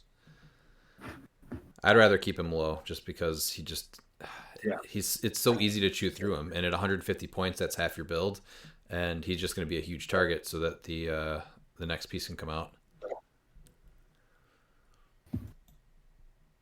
I'd play him just for the suit. Yes, he does have a slick suit, a championship belt, tiger print, tiger lined jacket. Then we have the 300 point dark side. So only point value is 300 points. I think we can all agree he's making a team every time, right? Yeah, I take him out of the booster. I hand him to Pete, and I say have a fun time. I'd absolutely be happy to play him in a sealed environment. I just think he does so much stuff. And if somebody does get through him and kills him, then that can happen. But it's really, really going to be difficult to do without you still getting some points out of the game. Well, they KO him twice. That's huge. In a timed game, it's sealed. Yeah. I mean, all you need to win with Darkseid is he's got that range. He has all that improved targeting. You kill something little, because it's going to be hard for like teams to really be maximized with move and attack. And you can just protect him. Yep. And the fact is, again, you're rolling a single d6, so a 1 through 6. So he ends up on anywhere between click 1 and click 6. That's still a 19 lowest imperv if you land on a 6. He's going to be hard to kill. Like unless your rolls are trashed here, I really think it's going to be hard to kill 600 points worth of dark side or 300 I points. haven't really even seen any dark sides that have lost sealed. Mm-hmm. Right. So I'd say that this is probably the number 1 super rare anyone wants to pull, right? Yes. Yeah, that makes it simple because now one team's already covered. Exactly. And it's like that's in a format where you're making three teams out of 8 boosters and then a super booster. I think if you pull this guy, you're extremely happy. Always hits the board. Not only that, it's just like this will limit your maybe not mistakes, but just because it's one piece, so it's not as mentally taxing all day. So You're going to get more turns gonna... also, and there's a good chance that you can get some points for your team. Exactly. And I actually, if we pulled him with Flash Raptor and Constantine, I think those are 2 teams, like done. And then that third person, most likely gonna be me. I have pretty much an entire brick to work with. Yeah, to that's work a with. strategy to think about for sure. Like, I think 2 potatoes are, especially those 2. Like that's a tough team to beat. What about Madame Xanadu, the Prime? I'm not excited about this if we pull her in sealed, to be honest. Like, You know, I guess do like her. You're able to bring those tarot cards in. Those tarot cards are actually really great. Yeah. Especially depending on your super rares, your other super rare pulls. She comes with the phasing one. She comes with the Queen of Cups, which is max 2 damage. Yeah. And so and she's able to manipulate the deck because you have a 50% chance of keeping the right card. So I think that she's not going to be the ideal prime for sure, but like I would have no problem. I'd be stoked to play her. She's actually my top 1 and prime I'm going to build with in modern. I guess So I like the tarots that she comes with. It actually makes playable. There's figures in the set that actually can take advantage of it. So I mean, she's probably the least likely wanted prime, but at 60 and 30 sealed points, she has pretty much the same thing for attack and damage powers. It's the TK that she starts with and the probability control. So where do you think you put her? I guess TK prob is always good. Yeah. Well, because you're getting willpower, yeah, and she has stealth, so you park her in a bush or something. So hopefully she's not. Well, she gives people mastermind. Like that's huge for certain pieces, especially at 30 points. So you're able to get another piece, another bigger piece. Yeah. Like let's say, like for instance, like oh crap, like we pulled Beast Boy, and there's like crap, would be really good. Let's give Beast Boy only shape change, but now he has mastermind, and so they're more likely to outwit that mastermind than they would to be outwitting that shape change. So you're able to keep your shape change, and you still have half your build to build with. So I think she's a I think fine even without the prime tarot, to she's pull if you have enough damage through other pieces. But if you're lacking that and you pull her as a prime, no chase, that's super rough. That's I mean, yeah, she's definitely not like the top prime for sealed. She's my top prime to have from the set. But that doesn't mean that I want to pull her in sealed. Yeah, that's a perfect example. Honestly, that's a lot of these pieces is that they all have a place, like in or most of them have a place in constructed, but it's really hard to make them work the way that they're supposed to work in sealed. Yeah, because if you get her and Harley in your brick, tough. Yeah, like those are the slots that really should be doing the most damage, and they're just really good support pieces. It's hard to compete with pieces that are doing 4 or 5 damage with running shot, hypersonic stuff like that. Yeah, move and attack, all that. Off the top of your head, do you know what tarots come with her? I know it's Queen of Cups. It's the High Priestess, the Magician, Queen of Cups, 3 of Pentacles, Knight of Swords, and Page of Wands. So yeah, if you can make a mystical team, yeah, that's actually not bad at the Magician too. So yeah, if you have enough damage and you can make those tarot cards work, she could definitely play a pretty good part. You're always playing a prime out of this set in sealed. Oh yeah. The worst part, like let's just say, for instance, like your rolls are hot and you're rolling 4 through 6 every turn. If you pull that Queen of Cups to max 2 damage, like that can hurt a lot of teams and give your team survivability with her. Yeah. And that's not out of the realm of possibilities. Yeah, I shouldn't have written her off that hard, but I guess I was thinking about it just. No, she's absolutely like the least wanted prime for sure for a sealed environment. But I think that more so than Harley, I think that we can make her work more than Harley. But yeah, she's definitely on the tier list for sealed. It's going to be bottom. You obviously are going to play her, but she's not going to be like. You can really make her work if you have the right pieces for sure. Yeah, exactly. What about the non-prime? 35 points. Your TK, your prob. Obviously, you're playing her, but it sucks that she's your super rare and not a rare. Well, if we pull like her and Supergirl, I'm not super upset about it. Yeah, because there's great rares. That's what you haven't got. There's great rares that make up for lackluster super rares. Or if you say pull her and Ollie, like okay, all right, TK up. And then he shoots something from 9 away. Oh yeah, TK is super important in this. Any sealed environment. So, that's the one thing where I think her being a lackluster super rare can be offset by the great rares and what you could pair them with. So I think that's kind of the thing is, and she's not even a bad super rare. She's just not your beat stick super rare. She's great utility. You're playing her every time. 35 points for all of that is it's sure she's not doing a ton of damage or killing things, but she's absolutely fits into a bunch of powers that you need on your team at 35 points. Yeah, I'm just a little sad that she's my super rare, but you're obviously playing her. I don't think there's anyone that you don't play except for maybe this next guy. Here's a nice piece of shit. Clock King. This is Miles. This is Miles' piece. Miles, do you want to say something positive about him before I hate him? Nope. All right.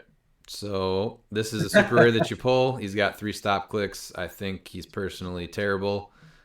Sure, 60-point prob, and maybe there's a crit miss or hit effect, but not a fan of this guy. Anything redeeming with you guys? I mean, he might be better in sealed because of how sealed is, right? That's my only, like, he's an annoying ass tie up piece that is like, okay, all right, you park him up there, you let him get hit, he goes to his 12-16 flurry click, hopefully, and he can at least do something. He's a full dial prob at the very least. He can carry somebody because he has underworld as long as they share a keyword. How about his trait here? At the end of your turn, each player may remove an action token from a character friendly to them. So you're obviously always picking your best attacker, and you are playing Clock King. Like I said, that's all I'm hoping for if I have to end up playing Clock King. Yeah, I mean, I know it's going to suck because, your opponents can take it off. But, yeah, I mean, only 60 points with those stop clicks, the annoying tie-up piece. I mean, you just said it right there. You're able to always make sure your main attacker, for instance, to throw him and Green Man on a team. Yeah, but you're also giving that to your opponent. And then their main attack that's fine because now, but the cool thing is that with him and Green Man now, all of a sudden, Green Man has great mastermind fodder. His stop clicks.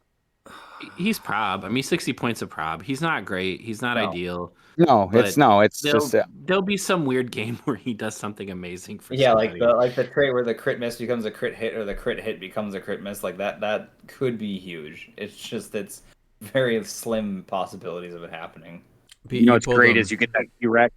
Someone played for 30 points. They rolled that crit hit, and you're like, no. Probably not. Yes, that would be really cool if that instance happened. I think there needs to be a gentleman agreement that if Clock King is pulled out of your brick ribbon, you have to play him. No, yes, absolutely not. You play. I'm playing Lady Mastermind in Pulp. That's your own handicap that you want to do. That's on you. Pete, you pulled this guy at the pre-release, right? And you chose not to play him, right? Your son tried to convince me really hard for about 10 minutes. He knew what he was doing. Exactly. And I was like, I'm just going to put this in the booster alley and it'll go on my shelf. And, if I really need one Monday to just hate my life, he'll be there. Yeah, you pretty much got trolled the entire time you were building your team, but by a 7-year-old. Mm-hmm. I mean, it's pretty typical. So I don't know what else you'd expect. I think this is the one super rare that has a very good chance of sitting on your sideline. The only one. Yeah.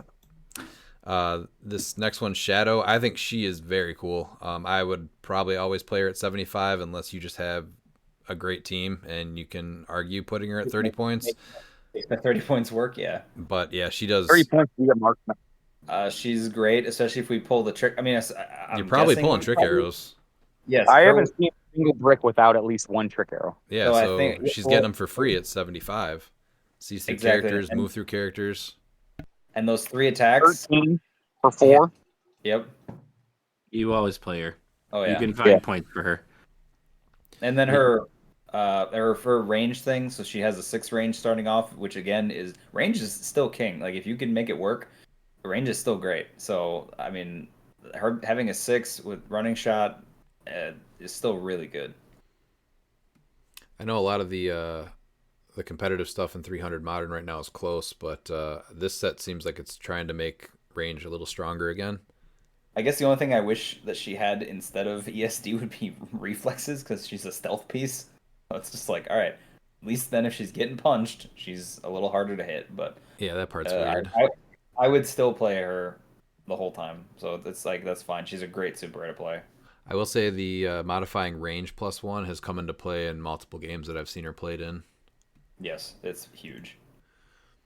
And then Rip Hunter. I'm big sad if this is our super rare though. I mean, leadership? 40-point leadership, that's always where you're playing him for sure in sealed. Yeah. His countdown thing, I had to play him in our release day event, and it was nice. His phasing teleport, passenger 4 was nice. And then the leadership was nice. The countdown thing definitely screwed me a couple times because you can't take advantage of it. So I got crit hit energy explosion from it. And I think, Pete, did it work in your favor too once? Yeah, I think it did when I played you. Oh, yeah, he got, like, half your team got mulched because of that, because they knew the crit hit was coming up. So, yeah.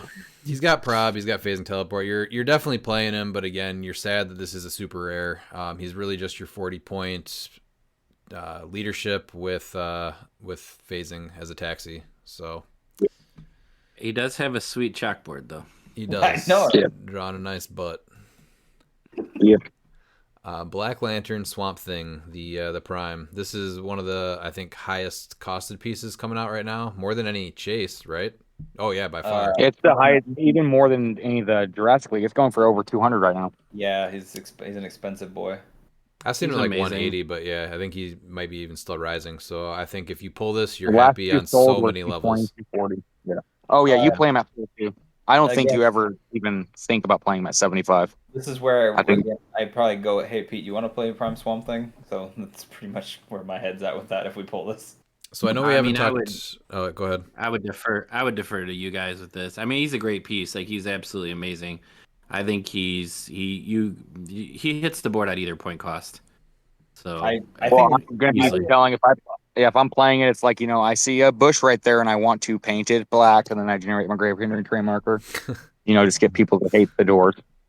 I think Not constructed, doors, but yeah. constructed with Necron, you play him at low, but I think in seals Yeah. you're probably playing him at 125, right? You want this guy to stay Yeah. alive. Yeah. yes, you do. Yeah. And again, Mystical, if you pull him and say Madame Xanadu, I mean, he's going all the way across the board because UTK, he places within 4 of himself, and then he's charging, and he has giant reach because he's a giant. Yeah, since within in an unoccupied square within 4 with a grave terrain marker, it's not Yep. within 4 squares of a grave terrain marker. That's very important. Yes. Yeah, so you're only going from 4 of himself, and like I said, has to have a grave and be unoccupied. You're not teleporting him across the map like some people are reading it. No. Yeah. So yeah, it's autoplay. You're super happy you pulled him. That is already going to pay for the brick that it took to enter you into the competition. So yeah, you're happy about him. What about the? And he's wild card. He is wild card. That is a nice little addition on him. Yeah. What about Swamp Thing, the non-prime? I'm He's excited. no play. Yeah, I'm excited to play this piece. So Yep, I go straight to Dan. Even though I would love to play him, I'm a huge Swamp Thing and Man Thing fan. But this is Dan's piece 100%, and there's no way that I'm like, no, just because I like the character, I want to play him. This is where being teammates is, I think, very important going into the event because we know each other's strengths, and this is definitely a Dan piece. For sure, yeah. I mean, the versatility that he brings, like the map, it's not necessarily like super wide map control, but just like the funky positioning stuff you can do with him because like he can choose a size. He's got shape change support traded. He's got poison traded. He's making the plant markers. He's making a free close attack every turn. So even if you're on those steel energy clicks, you could potentially heal. Like click 7, you could go back to click 4 real fast.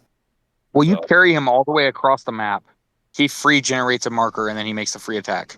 Oh yeah. Because you can choose to make him tiny. Yep. Have someone carry him. Oh yeah. And then choose giant. So there's Because it's until you choose again. So yeah. Yep. Yeah. Yeah. So Dan, are you recording out in the middle of a street? Why? Oh, I just heard a Every car race car. through so hard there. Yeah. Dan's street racing right now as he records this. Dan's on the set of his new movie, The Fast and the Furious 23. Yeah. Shush, you're not supposed to know about that. So yeah, we're super happy if you pulled this guy. Also, I got to play him in a sealed that we did at home, and he was just wrecking stuff. So yeah, this is definitely a top super rare for sure. I know we talked a little bit about John Constantine. What do you guys think about him? He's playing it every time, right? Every Yeah, time. it's one of those. This is one of the few pieces that if you pull as a super rare, that's a strict support piece that you're stoked to play him because he's just that good. Yeah, You I think play him that's every actually really time. true. You play him every time. He only's got the 50-point line. I think he's actually probably the most.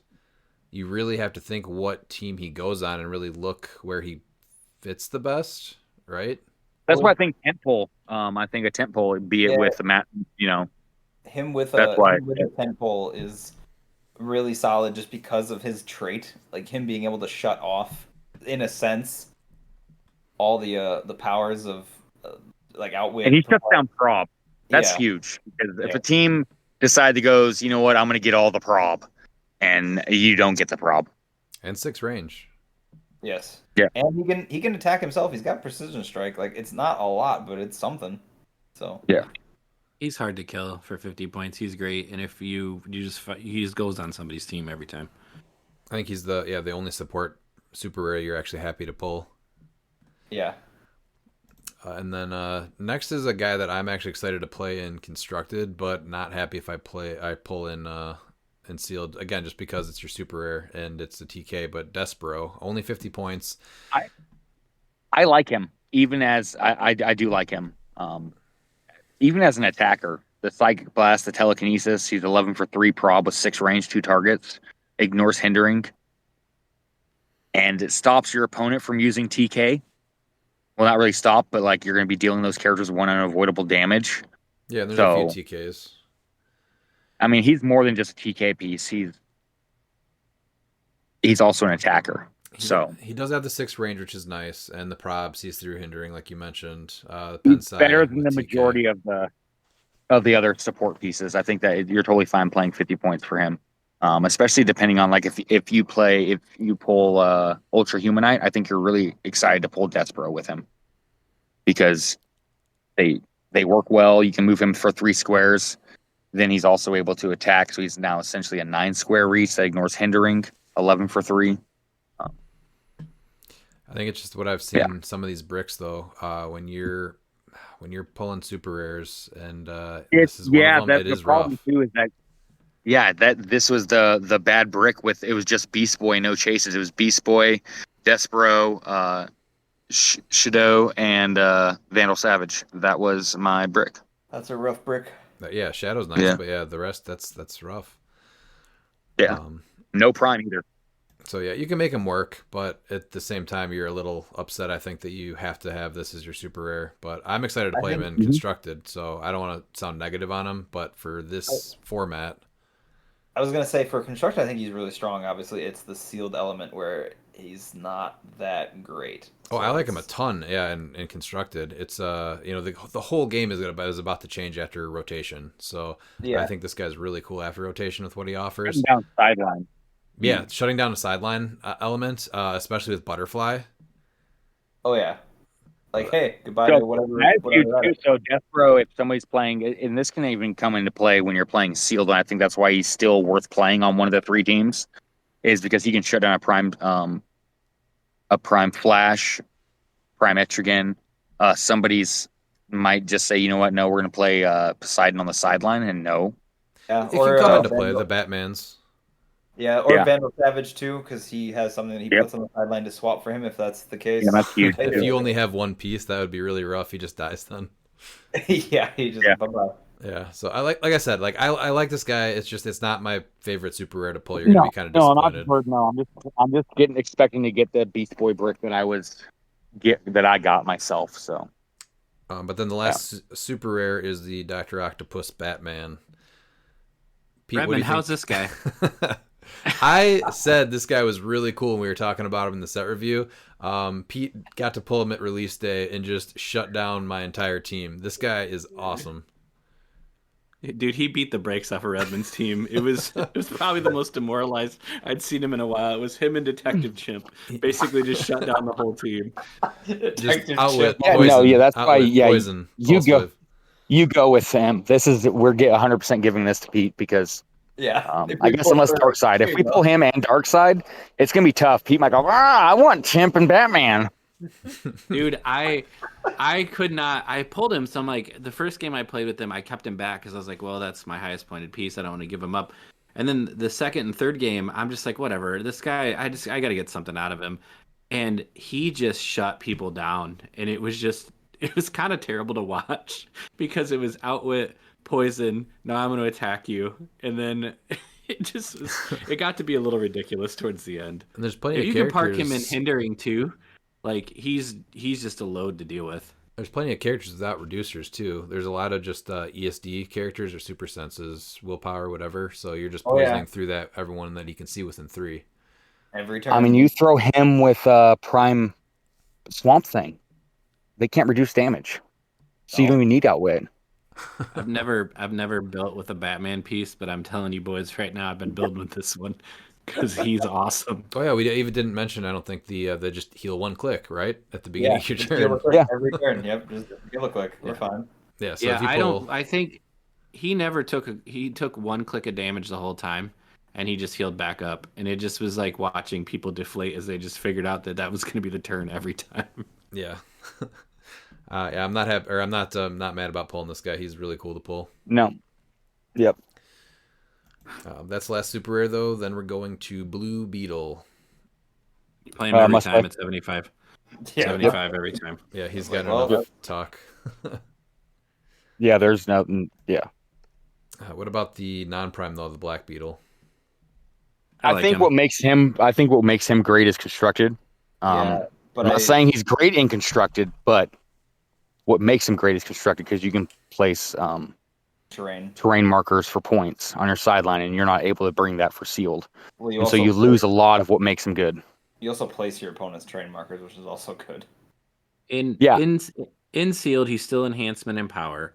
Yep. All adjacent characters get +1 attack. He's running shot, energy explosion. He's 3 damage. He's still pretty useful. He Like, just if isn't we getting pull- all of his cool features. He's that Like, time this- stealers. Once Yeah. again, time stealers with Ultra Humanite. I mean, you pull him, you're like, yeah. Or- Hopefully he has a head. Mine didn't. Or we'll say we pull him in Green Man. All right, Green Man's a 13 for 5. Pull him in who? Green Man. Should have Okay. seen that one come. Thanks, Dan. Gets me. But so all right, so the downside of this guy though, 75 points, but he does have 6 range, 2 bolts. He does die a little easy. Is there some situations where you just don't play him? Well, he's 75 points, so you have better points for that than you don't play him. Yeah, I mean, it all depends on your rares, and luckily, he's with a rare, and the chances of us getting multiple good rares in a brick, I think, are really good because there's 90% of the rares are almost must plays. Do you have a hard time More not so than playing this super guy rares. though, or do you think it's easy to be like, No. not really? It all depends on if we have Ultra Humanite. I think that you think about playing him, especially if you get one of the uncommons like a Supernova, so that way you're able to try and get that map choice. You're able to mess with their terrain, so you can put their terrain to benefit you.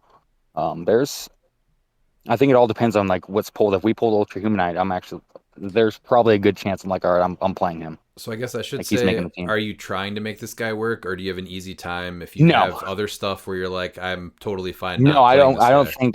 Yeah, I think most of the time he's actually going to be pushed off to the side. Okay. Based off of what you pull. Like you have to pull crap or great synergy with him to play him. I don't think he's just plug and play. Yeah. I don't think you're building around him, but I think as you get towards depending on how people pull, right? So like if he's one of your pieces sitting there, somebody's going to have to make him work. And I think there's probably worse things to do. Running shot, energy explosion, pretty good in this set, to be honest. So I don't You know just- if there's Go ahead, Dan. like not everything does pen damage. So like the impervious isn't nothing. Like there is a chunk of it in the set, but you might not always encounter it. So I don't think impervious is terrible. I think his biggest thing is that he's giving up 75 points, and he does enough that he's a big target, and he's not easy to kill. He doesn't have anything that's going to raise his defense up, no rollouts. Yeah. So I think he's got a lot of stuff going for him, but a lot of stuff going against him is, I think, probably the biggest thing to take away from it. Yep. What about GI robots? Tough. I think you play him at 40. 115 if you really have bad pulls, but I actually like him at 40. I was gonna say if we're struggling, yeah, I'll play him at 115. But yeah. He's great. I'll just tell you that Detective Chimp causes him a lot of problems. But he's one of those pieces. He's one of those pieces that if you pull Constantine, even though they don't theme, like there's a chance, depending on what else we pull, that Constantine goes with GI Robot at 115 because Absolutely. you're able to protect him. So I mean, there is a world where we pull great and GI Robot makes team. Yeah, he's But not 40 points, bad. I think that he's going to make most teams because I mean he's a sidestep and power. He's an 11 with a 19 defense plus a stop click. Like he's Super strength. not bad. Yeah. He's really good. Yeah, and he can He's heal good. off that stop click too. So at the very least, I think you're playing him at 40 points. He should make a team that Any? you're building. Yeah. Well, because he has to get those formidable resolve traits, right? But it has to be a soldier keyword is KO'd by an opposing effect. Yeah.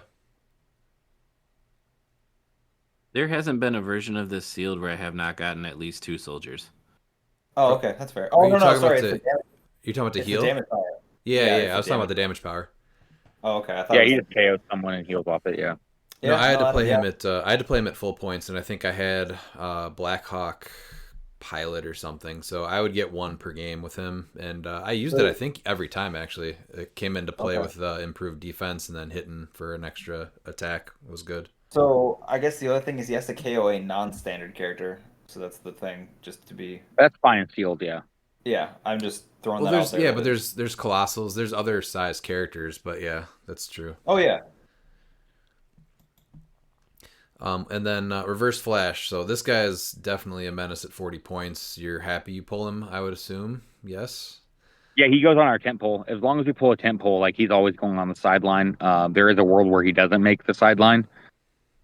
I mean, because playing him on map is definitely a good idea, but we're trying to build 3 very good teams, and you definitely want to put him with your potato player.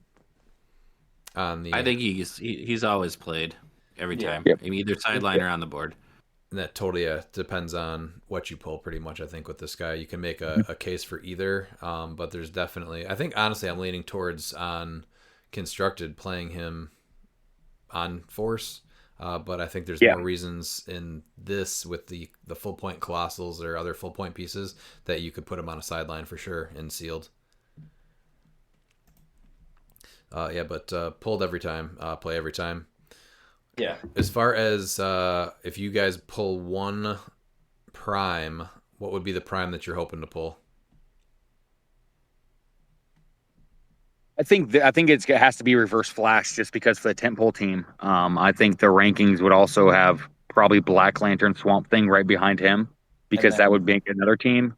And then Etrigan. There, yeah.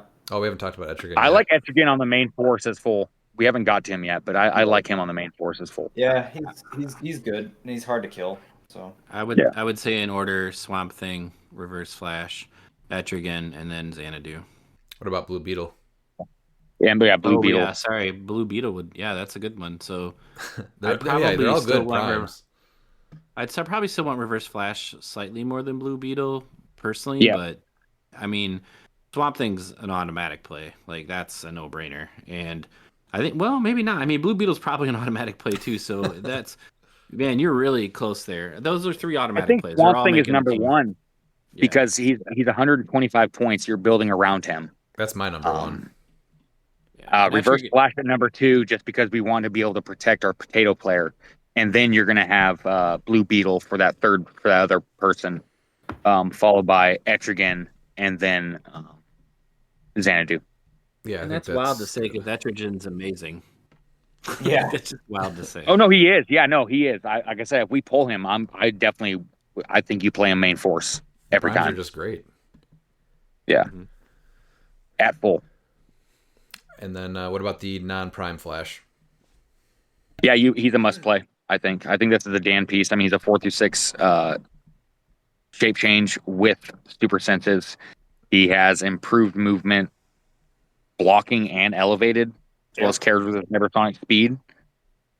And characters within 1 square. Yeah, he's 12 for 3 precision strike. That's huge. If you can play this guy on the Daily Bugle press room, I think that's awesome. Oh, yeah, if you can pull map with this guy, autoplay, only a 70-point line, but I think it's stats. Bloodstone Maze is even better. Well, they have to be within 1 square though, so you're looking at just like an adjacency thing then with like going kitty through that, corner yeah. thing. So you want Yeah. walls. Or a corner, yeah. So no, I would definitely play this piece. I mean, just to watch my opponent's frustration. Yeah, this is a rare you want just to do some damage and be annoying. I think everybody wants to pull at least one of these guys per Degaton. Yep. Oh yeah. It's tough. I don't know what point value to play him at. I guess you always play him at 20s for sure. 20. But there is a world where for point denial where you're like, you know what, I'm gonna play him for 60. Well, when we played our release day event, Jeremy played him at 60, and he went untouched in our game. It's just like you don't even bother with him. He keeps his distance, and he just comes back. Unless you easily can just hit him 3 separate times with like precision, right? And just do the 3 clicks. Like you're not wanting to go after this guy. Well, the big thing with him though is that he's targeting through characters, and even if you base him, he's still doing range. Like it's hard to lock him down. Like he's really good. Mm-hmm. He moves through characters, so whatever you do to him, like next turn, he's getting away and hiding behind other characters.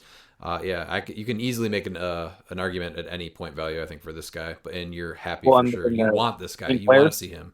Yeah. Team player, there's Wonder Woman in this set. 4 through 6 senses. Yep, that's a great thing. So, and then you still have the hyper time ability if someone tries to move adjacent. So I think this is one of those rares you absolutely you want to see pulled. Yep. What about Nighthawk?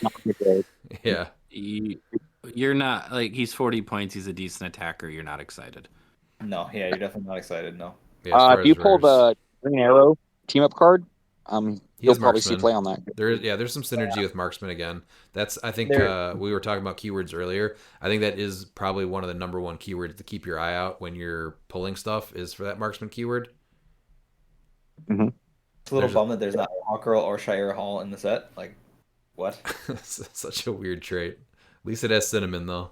Plenty of cinnamon coming up. At least we got cinnamon. Hey, Silver. I mean, I don't know if we have a Shira Hall ever, but Hawk Girl. And Silver. So, what about the Supergirl? Oh, she's an autoplay.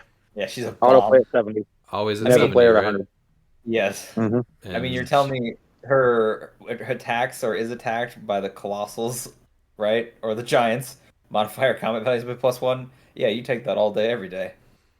And but we're saying definitely 70 points, right? Always. Oh yeah. Yeah. Yes. There's no reason to play her at the full 100. Again, tempo is huge. She has cosmic energy. She's got your hypersonic super strength, and she's got a stop click. Like she just gives you everything that you want. Yeah, and if you have other figures with stop clicks, like you're able to heal them off that stop click once per turn. So that's huge. Yep. Not only in sealed but constructed. Yeah, she's nasty and constructed, especially Silver. There's a lot of power in the rares for sure. Yeah. Mm-hmm. What about Prime Etrigan? I know we kind of just touched based on him. What about point values on him? You play him at full. Always try to make that work, right? Always. Yeah, he's one of those figures that you pull, you figure out who's playing him, and that's the first figure on your team. And then you say, okay, I have 185 points left to put with him. You always start your build with him at 115. 2 stop clicks are huge. And if you pull him in Supergirl, it's like, all right, well, there's 185 points of this team. And never take it in this format. Never take advantage of the sideline active. You really probably are trying to make it work at 115, right? I don't think so. I think because you're building 3 teams, and so you want someone to play your prime, and for the off chance of putting him on your sideline, I don't think that there's ever going to be a world where he's not better on your main force. Like I don't know if you're ever going to be able to find a better attacker for a third team than Etrigan. Yeah. If you pull a brick where he goes on your sideline because you have such great teams, immediately drop out of Team Sealed, drive to your local casino and start gambling because you're on a heater right then. You're winning whatever that day. Fair advice. What about the regular Etrigan? And what if you pull this Etrigan and the Prime Etrigan?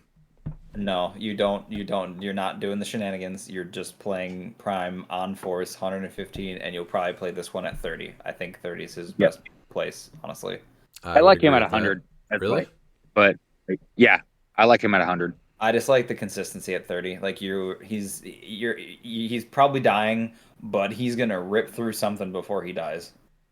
Yeah, the reason why I like him at 100 is because he has the consistency of the first 2 with the energy explosion precision strike, and running shot. So you're able to build around that. Whereas he's a charge flurry piece at 30. 100 It is is, just so many points. I'd rather use him as like a tertiary attacker that gets to run in and flurry blades with exploit weakness. Oh yeah, no, I think but I think a place for him at 100. That's more or less what I was thinking. He's a fire and forget missile. I'm like, all right, go 30. Let's see what happens. So I think, for me, and again, he's Mystics. There's not enough invincible in the set where he can't hit something and then, oh yeah, you're gonna hit me, but you're gonna hurt yourself on the way out. So yeah, he's another one of those. If you're playing him at 100, you probably pulled pretty bad, and it's not going to be great. Yeah. Then we have Green Arrow. I've seen him do some really cool things. So we have a 75-point line and a 50-point line. 75. 75 gives us precision strike and then that +3 range, which is amazing. And then the range combat expert. Yeah, this guy's very, very cool. And you play that team up card, someone is automatically going to be playing marksman. Period. There's no way that we don't have the team up. Now I will say, just because you get the team up card in the Colossal does not mean you get Green Arrow, right? No. Okay. So there's definitely a world where you pull this team up and you do not pull Green Arrow. Yeah. He's not guaranteed in that brick. Okay.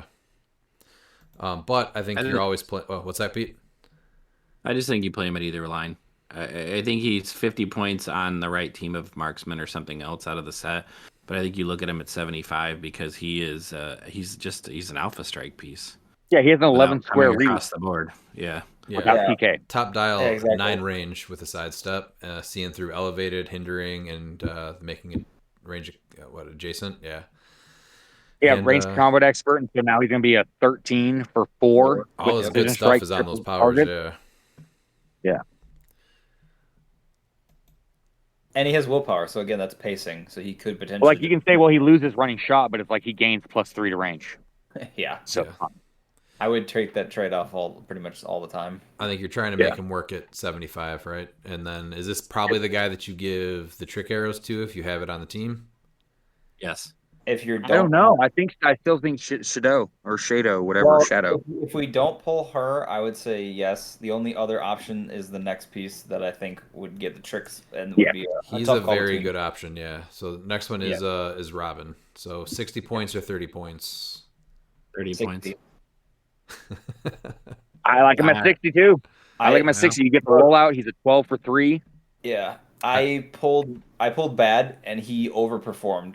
So that's the only reason I'm saying play him at 60 and he can synergize with the Batman. We know we're probably going to pull a decent suite of the shifting focus Batman, and he makes them that much better if he's hitting because you hit, you give them a power, and then they are going off to the races. So I mean, I was able to give Batman charge or running shot, or if I was on defense that turn, I gave him reflexes, I gave him super senses.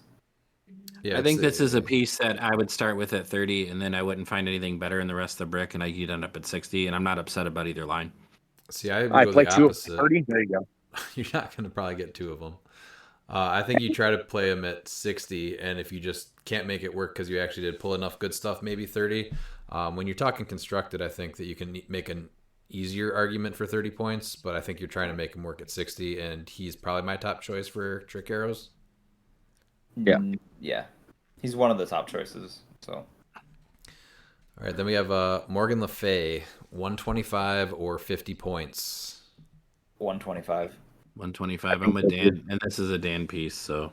I mean, the biggest thing is you're getting Power Cosmic, Mystics, and Invincible. Also getting Outwit and double target precision strike mind control is good. So well, and then opposing characters within range can't generate non-debris terrain. So you can throw her up there, and Swamp Thing can't, or even Swamp Thing if they try to do a Swamp Thing alpha, he can't generate within her. You can manipulate it to where Black Lantern Swamp Thing can't generate his. So there's definitely, I think, reasons to play her at full just because of what you can face. It's also depending on what you pull. She's a solid piece to play at full. She's not. She's got good powers and abilities all the way down dial. So and she's got decent survivability because if you pair her with another Mystics character or 2, right? I mean, she's suddenly not. She's healing, and that's really good. If you get her, even without her team up card makes her an absolute no-brainer. But you get her and you start to look at somebody and say, all right, well, here's my mystical piece, so make it work. Or here's a piece with mystics, make it work. But we're all leaning towards 125 is probably the best place to try and make her work with the mind control sidestep. Yeah. Yes. Yeah, it's because the second part of that power, Yeah. That's the being able to shoot down the That's not the every one thing range. I've noticed in the set is that if you have a mind control piece, like one that's later down that's a common is Deadman. Like mind control, it can be really big because you can mind control a piece that's like a team, like say your opponent is running like say Supergirl. You can then now start to use her against you or against them because she doesn't have a rollout, but she just hits like a brick. So it's like, all right, well here, go. You're gonna go hit something for me. Yeah. What about the Pilgrim Batman? If you have other Batman.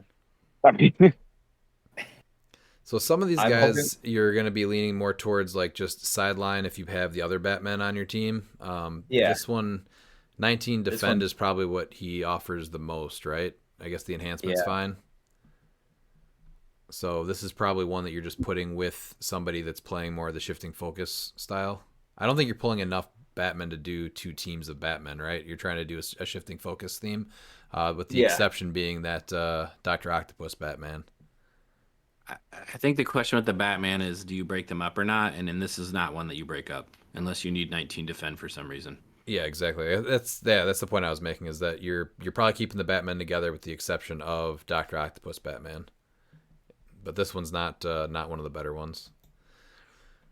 Then we do have the Pirate Batman. So again, 60 points, works with the other ones that have the shifting focus-esque trait. Is this one that you're probably throwing on your sideline? You're hoping to maybe play the a water map? Yeah, I think you main force him and you play the water map. You main force. I think you main force him. He's got passenger 3, leap, climb, and sidestep. I mean, and the adjacent friendly characters have water or have dolphin. So this was huge for me in sealed against the Oliver Queen because he just couldn't shoot me. So He's sneaky good. This guy definitely makes He's your team, sneaky and good. probably the one that you're playing the most if you can pull map. You're hoping to pull map for sure if you pull this Batman. So that's the end of the rares. What would you guys be most excited non-prime to pull out of the rares? Erdegaton. Supergirl.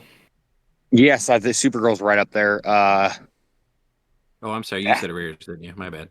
Yeah. Supergirl is a rare. Yeah, she is. And Yeah, so I think. so is Predegaton. I mean, Yeah, Flash. Supergirl's amazing. I think the regular Flash is extremely good. yeah, I also like the regular Flash. He's just like, well, hypersonic, and I'm gonna punch you through a wall. That's fun. See, I would be looking more towards either Robin or Green Arrow. I've seen both of them do a lot. I think maybe Robin, just because of what he can do if you can synergize with other stuff. He and another person that he works with just does a ton of damage, and it's almost like a guarantee you're going to do it. So, I mean, that right there, we all have a favorite rare. That's kind of a good sign that the rares are pretty strong. Yeah, I went with Erdegaton because it's 20 points leadership, TK, and prob. And he fits on basically every team. Like, you're going to play him. I like Supergirl just because it's survivability. She offers that for, I mean, she offers that for everybody on your team, right? And she's pacing. She's got willpower. So I think pacing in this, because of how little leadership there is, anything that has willpower, yeah, you're not getting your 4 actions a turn, but just being able to take 3 actions a turn with characters is huge. So that's my thing. Without the leadership, the being able to make sure everybody has tokens off and can keep going is big.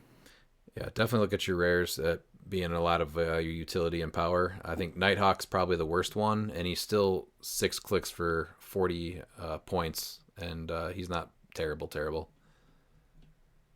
I think Black Beetle's actually the worst one. I guess it really depends on what you pull. I can see him being. Yeah, those are at 1 and 2. You got to make those are both gonna, I guess, really depend on what you pull and what you can make work as far as which one is the least likely to be something that you want to build with. Yeah. All right, that brings us to uncommon. So the first one is Superboy. No. So this guy's probably sitting out, right? Never. Would Bad. anyone try to make him Never. work? No, bad. Nope. All right. He will never leave that booster. If we were playing Superboy, we are so down bad we might as well concede for Team Sealed. I agree. Yep. All right. Hal Jordan. Yes, we give him a look. He's our taxi. Yep. And Would- TK.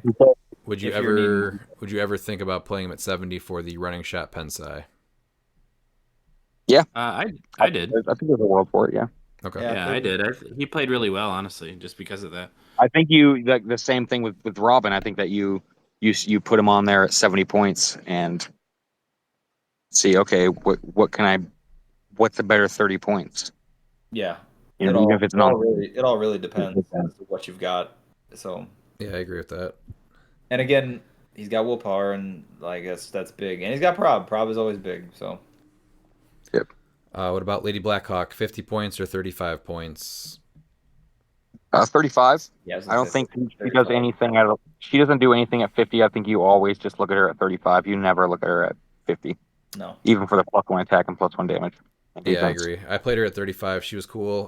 The biggest thing is that she can obviously get taken out pretty easy. And there's a decent amount of mystics. And so I found the biggest thing with her was she would take a mystics damage because of the energy explosion, because the opportunity was there. And then she goes from a 17 ESD with perplex to a 16 naked defense and 2 outwit. So she would go pretty quick. I think this is my piece that died the fastest each round. But At least you're only giving up 35 at least at that point. And like if she doesn't die, you have an outwit to use. So there's that. yeah, she's not bad. Like this is definitely a piece that could make your team. It's worth paying attention to that soldier keyword, especially for the next guy, who is Sergeant Rock. What about this guy? So this guy's 55 points and a leadership. So no matter what, you're taking this guy out of your booster and considering him, right? Yes. Yeah, 'cause you're going to be pulling a lot of those easy company soldiers. I want to say probably at least 2 of them. And so we can generate them from 0 points. With what I've And seen, I mean, it's only usually 1. So, but yeah, you're definitely going to put him on your sideline and generate. even then, because like if you have like Green Man, I mean, holy crap, giving Sergeant Ross the ability to make the 0 point mastermind fodder. I mean, that's not bad at all. That's really And then yeah, I like that combo. Yeah, look. I think he always look twice and make sure that the soldier guy in your booster isn't Sergeant Rock, because if you pull him, you definitely are making a team for him. Yeah. Try to get soldier to really take advantage of his easy company. What are they? Formidable resolve tokens. Yep. Well, and that's what's cool, yeah, because even if you're not doing a soldier, he's your only soldier. You're generating those easy company soldiers. So keep him for mastermind. Yeah, and like we said, leadership. Like this guy should make your team. Yeah. So you're putting him off to the side, and you're just figuring out what he should be going on. Yep. Then we have Talia Al Ghul. Nope. No. He's right there with you. Only if you have a Batman family theme team. For what? That's it. For support. Because then she gives you support and sidestep. If not, she's sitting on my sideline as my mascot. I don't think there's enough Batman family in here, right, to make a team. Man, that's gonna be tough to pull off. But you'd have to have like Batman Prince or Bat Prince and a bunch of the Switcher guys. Listen, there you go, Bat Prince right there. There's 100 and what some 40. I qualified like such a bad instead team. If you. Well, it's not great, but I mean, you know, if you need support on, if you're building Batman family, it's not a great start, right? But there's a world where that may happen to you. Yeah, it's very true. Next is Anthro. So again, this is one of your few leaderships. He does have support, 55 points and 6 clicks. So I think you are trying to make this happen. He does have that thing for the Colossals and Giants also, where you can take away defense powers if he hits, and at least one of those teams that you might get matched up with is going to have a Colossal most likely. It's the Kong Killer in Modern, so everyone better be prepared for him. Oh yeah, they better be shaking in their boots. I think the biggest thing is he only has to attack. He doesn't have to actually hit them in order for them to not use their defense powers. You play him every time. He's leadership support, and he's not a terrible attacker. He's got move and attack his whole dial. Mm-hmm. Yeah, so make sure if you're opening your boosters, you don't confuse him for Prehistoric Warrior, and you put him off to the side because, this is your leadership that you're probably playing. And with the amount of Giants and Colossals in the set, I mean, his defense power actually might, or his trait may actually come into play. Yeah. that's Yeah, that could bonus. easily come into play. You have a 1 in 3 chance of playing probably a Colossal. So then we have Cinnamon. Marksman. Yeah, she gets looked at.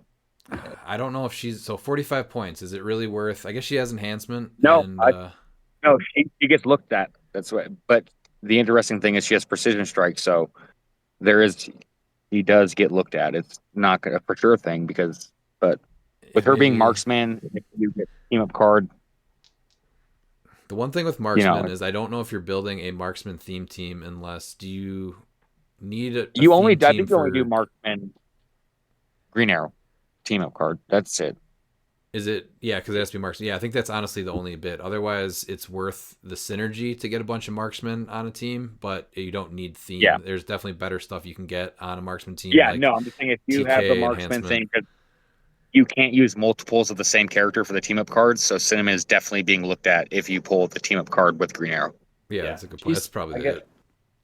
She's 45 points of enhancement, and you carry around with the right piece. Like Green Lantern carried around for like 2 or 3 of my games, and now he's hitting for 4.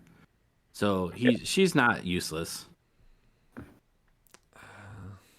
think she died the first, right? She's just easy. Yeah, you are gonna kill her. She's gonna get killed. That's why you got to make use of her while she's there. 45 points You're just getting down sounds to like the a bottom. lot to, unless it's You're for getting that down- marksman team up card. You're getting down to the bottom of the barrel if you're putting her out there to begin with. Yes. Yeah, that's the tough part. Is you're really scraping there if that's what's happening. Then we have Beast Boy, the Raptor one. I think only you 60 points. I think he only gets a look if we're looking to do the Colossal. I think that's really And it's tough to where do you put him on the sideline or do you put Beast Boy Dinosaur, the T-Rex on the sideline? That's what's tough. No, I think it's you start with the Colossal and then you go back to him. Yeah. Because I think it's too hard to pull off the transformation token thing. And so. the Beast Boy brick is just not good. So yeah, absolutely you do that. Yeah. He's Hypersonic Blades Precision Strike. He's not useless at 60 points. No, he's got outsiders. No, I was more or less just thinking if we pull the Colossal. But yes, I don't think that's useless. As we've said many times, he's a Raptor. He does look cool, that's for sure. Red Arrow. I like her a decent amount if you can get enough marksmen, and that's really it, I think. So this is a perfect example, but if you compare her to Cinnamon, she's giving marksman an extra bolt. She sees through characters. She has running shot with precision strike, and she has enhancement. That's way worth those extra 5. And she's a team player, and Cinnamon is not a team player. I'm saying Cinnamon's just being seen because you can't play multiples of figures with marksman. Yeah. And so you're looking at like the best figures with marksman, and depending on your polls, like you might need her. And there's because you can't play too well. A ton of marksmen with precision strike, so that extra bolt for people that you can line up adjacent is really good.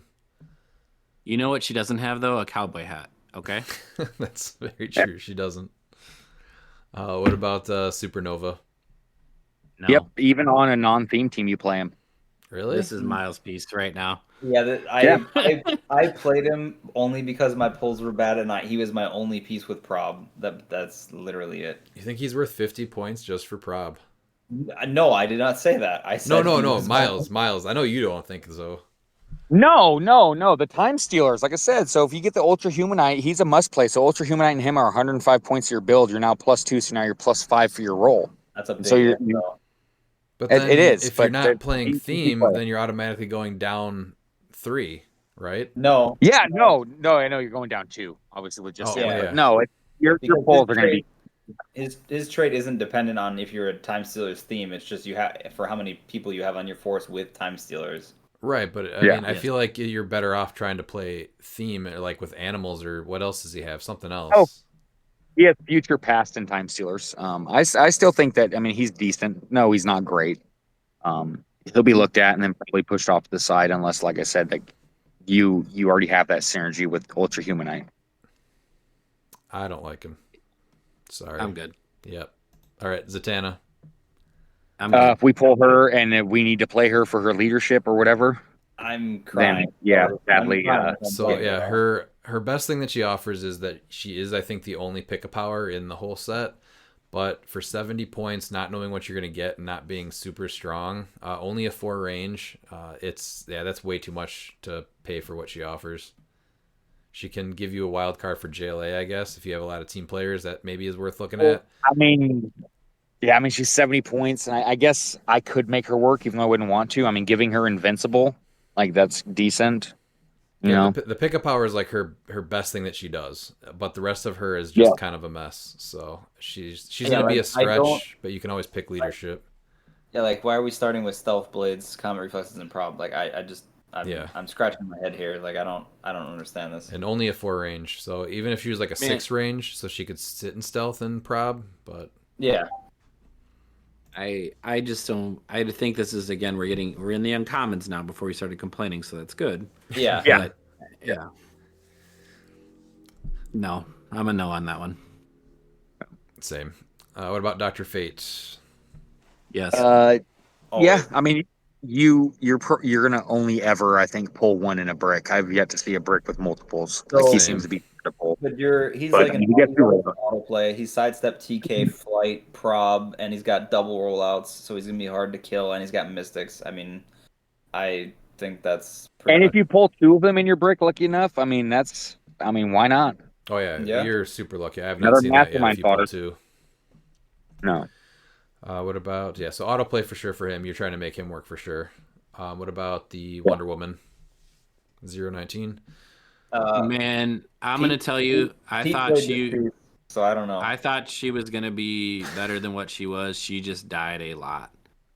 Yeah. So I guess if you don't have a better option, the defend is great. The whole either high or low. The mystical keyword, if you can make that work, give him JLA, sure. But I guess if you're going to play her at 120, but I'm going to tell you you're giving up 120 points pretty quick to the rest of the set.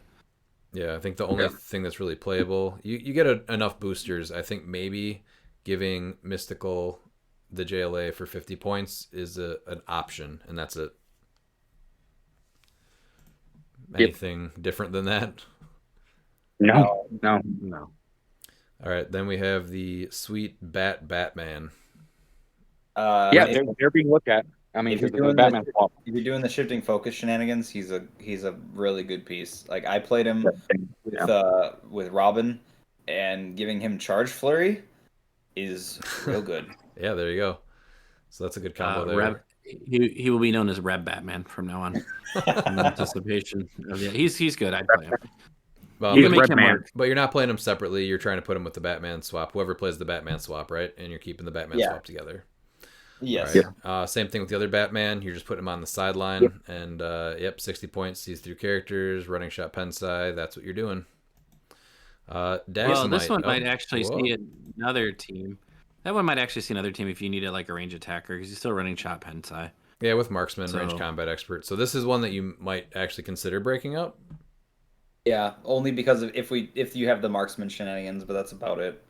Yeah. I don't see a time where you break up the Batman if you get them. I think whoever plays them plays all of them except for maybe Omega Batman. But even then, I would strongly consider giving that one to him because they just do so many awesome things together. The Marksman Batman brings the Omega Batman into Marksman. So, yeah. That's not bad. It's something to think about. Yeah. What about Daxamite? This is one that you don't need to think about. I'd read his card, realize no Kryptonian, and just go ahead and toss to the side. Yep. See you later, if you want to Daxamite. lose a lot of points. If you want to lose 120 points, yeah, let's go. If you want to go play BRs, you play this guy. Yeah, exactly. Let's be honest. The only commons that are worth playing main force are going to be Mr. Mind, maybe Detective Mr. Chimp. Mind, Chimp, Animal Man, and Dead Man. Yep. Come on, we're already through this. Let's finish this out. Okay. I actually thought this guy wasn't bad. The 50-point Superman for prob, it gives you super strength, prob, defend, and vulnerability.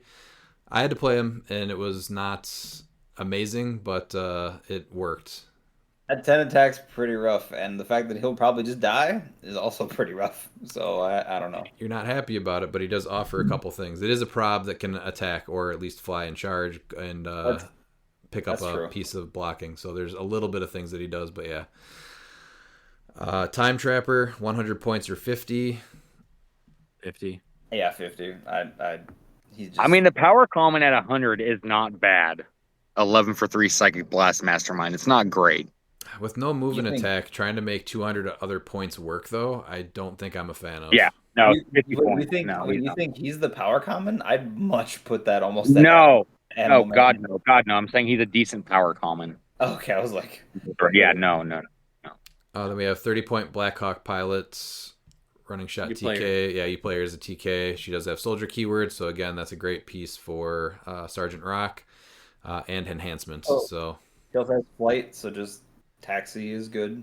yeah, so she's an easy filler piece. Then one of the lower point pieces in this set is Easy Company Soldier, but you're probably trying to put him on the sideline or you're keeping him off the teams so that you can put him on with Sergeant Rock as a generating piece, right?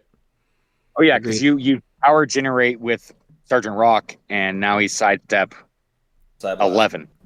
Yeah, like I'll take that 11 side blast, even if it's only for 1, which is very easy, like you've seen with Blackhawk Pilot and everything, to get enhancement. So it's very easy to get him up to 4.